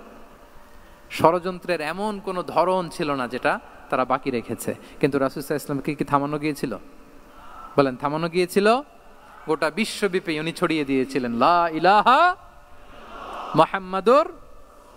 So nothing can stop him from achieving his mission and vision because he was resilient. ওনাকে থামানো যায় না। অনর, অটল, অদম্য। আমাদেরও আমাদের মাইন্ডসেট এরকম করতে হবে যে আমাদের যে লক্ষ্য আছে, আমাদের যে উদ্দেশ্য আছে, আমাদের যে সংগ্রাম, এই নতুন বাংলাদেশ গড়ার আমাদের যে লক্ষ্য, ওই লক্ষ্য পানে আমরা পৌঁছবই, আমাদেরকে কোনো কিছু থামাতে পারবে না, ইনশাআল্লাহ বলেন। আমরা আমাদের লক্ষ্য পানে মানজালে মাকসাদে দৌড়ে দৌড়ে যাব। আমাদেরকে থামিয়ে দেয়া হলে আমরা হাঁটতে থাকব, সেখানে আমাদেরকে আঘাত করা হলে আমরা হামাগুড়ি দিয়ে সামনের দিকে যেতে থাকব, সেখানেও থামিয়ে দেওয়ার চেষ্টা করা হলে আমরা আমাদের মঞ্জিলে মাকসিদের দিকে অপলক নেত্রে চেয়ে থাকব। আমাদেরকে কেউ থামাতে পারবে? রেজিলিয়েন্ট, অনর, অটল, আনস্টপেবল, এই মাইন্ডসেটের অধিকারী ছিলেন। ফলেই তিনি লা ইলাহার বাণীকে গোটা বিশ্বে ছড়িয়ে দিতে পেরেছেন। তাহলে আমরা রেজিলিয়েন্ট হতে চাই কি চাই না বলেন? হতে চাই। সম্মানিত শুধু মোট কয়টা মাইন্ডসেট জানলাম? নববী মনস্তত্ত্ব, সিরাতের আয়নায়, prophetic mindset through the lens of সিরা, মোট কয়টা জানলাম? 12টা। এগুলোকে আমরা নিজেদের মধ্যে ধারণ করতে পারবো ইনশাআল্লাহ। কারণ রাসূল সাল্লাল্লাহু আলাইহি ওয়াসাল্লাম আমাদের জন্য যা নিয়ে এসেছেন ওইটাই আমাদের আঁকড়ে ধরতে হবে, যেটা বারণ করেছেন ওইটা থেকে আমাদের দূরে থাকতে হবে। যে আয়াত দিয়ে শুরু করেছিলাম সূরা হাশরে, ওমা আতাকুমুর রাসূলু ফাখুযুহু ওমা নাহাকুম আনহু ফানতাহু, নবী যা এনেছে ধরো, নবী যা বারণ করেছে সেগুলো ছেড়ে দাও। আমরা আল্লাহ তাআলার কাছে কামনা করি আমার নবী ওনার যে থট প্রসেসকে ডেভেলপ করেছেন, ওনার যে অ্যাপ্রোচ এন্ড মাইন্ডসেটকে ডেভেলপ করেছেন, আমরাও যেন আমাদের মাইন্ডসেটকে ঠিক ওইভাবে করতে পারি। আমাদের রাসূল সাল্লাল্লাহু আলাইহি ওয়াসাল্লাম যেভাবে চিন্তা করতেন, আমাদের ভাবনা এবং চিন্তার আঙ্গিনাও যেন ঠিক সেই রকম হয়। আমরা সবাই পড়ি আমিন। তার মাইন্ডসেট হবে আমাদের মাইন্ডসেট, কি বলেন? পারা যাবে তো ইনশাআল্লাহ? তাহলে কয়টা মাইন্ডসেটের কথা বলেছি? কয়টা বলতে পারবেন? কয়টা দেখি। 1 নম্বরে কি ছিল? God centric. 2 নম্বরে ভিশন ওরিয়েন্টেড। 3 নম্বরে উইজডম ড্রিভেন। 4 নম্বরে রিফর্ম সেন্ট্রিক। 5 নম্বর ওপেন মাইন্ডেড। 6 নম্বর এন্টারপ্রেনার। 7 নম্বর কনসিডারেট। 8 নম্বর ট্রান্সপারেন্ট। 9 নম্বর অ্যাপ্রিশিয়েটিভ। 10 নম্বর ফ্লেক্সিবল। 11 নম্বর অপটিমিস্টিক এবং 12 নম্বর রেজিলিয়েন্ট। এটা ছিল রাসূল সাল্লাল্লাহু আলাইহি ওয়াসাল্লামের মাইন্ডসেট। এই মাইন্ডসেট দিয়ে যদি আমরা আমাদের মাইন্ডসেটকে সাজাতে পারি, আমাদের সফলতা দুনিয়া এবং আখিরাতে কেউ ঠেকাতে পারবে? আল্লাহ তাআলা আমাদের সবাইকে কথাগুলো বোঝার ও আমল করার তৌফিক দান করুক। আমাদের অনেক বড় বড় মাশায়েখরা এখানে এসেছেন। আমি অনেকের সন্তান তুল্য, অনেকের ছাত্র তুল্য, আমাদের সকলের প্রিয় আল্লামা সাঈদী রাহিমাহুল্লাহ সুযোগ্য সন্তান আমাদের শামীম সাঈদী ভাই এসেছেন। 21 টিভির আমাদের ভাইজান আছেন, আমাদের উস্তাজরা আছেন। এদিকে মঞ্চে আসন নিয়েছেন আমাদের ফাদিলাতুল উস্তাজ মুফতি কাদি ইব্রাহিম। আমরা প্রত্যেকের যাদের নাম বলেছি প্রত্যেকের ছাত্রতুল্য।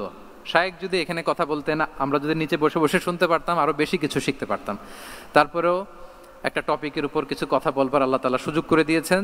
যে কথাগুলো আপনাদের সামনে উপস্থাপন করলাম, আল্লাহ তাআলা যেন সবার আগে আমাকে আমল করার তৌফিক দান করে এবং পাশাপাশি আমাদের সবাইকে আমল করার তৌফিক দান করে।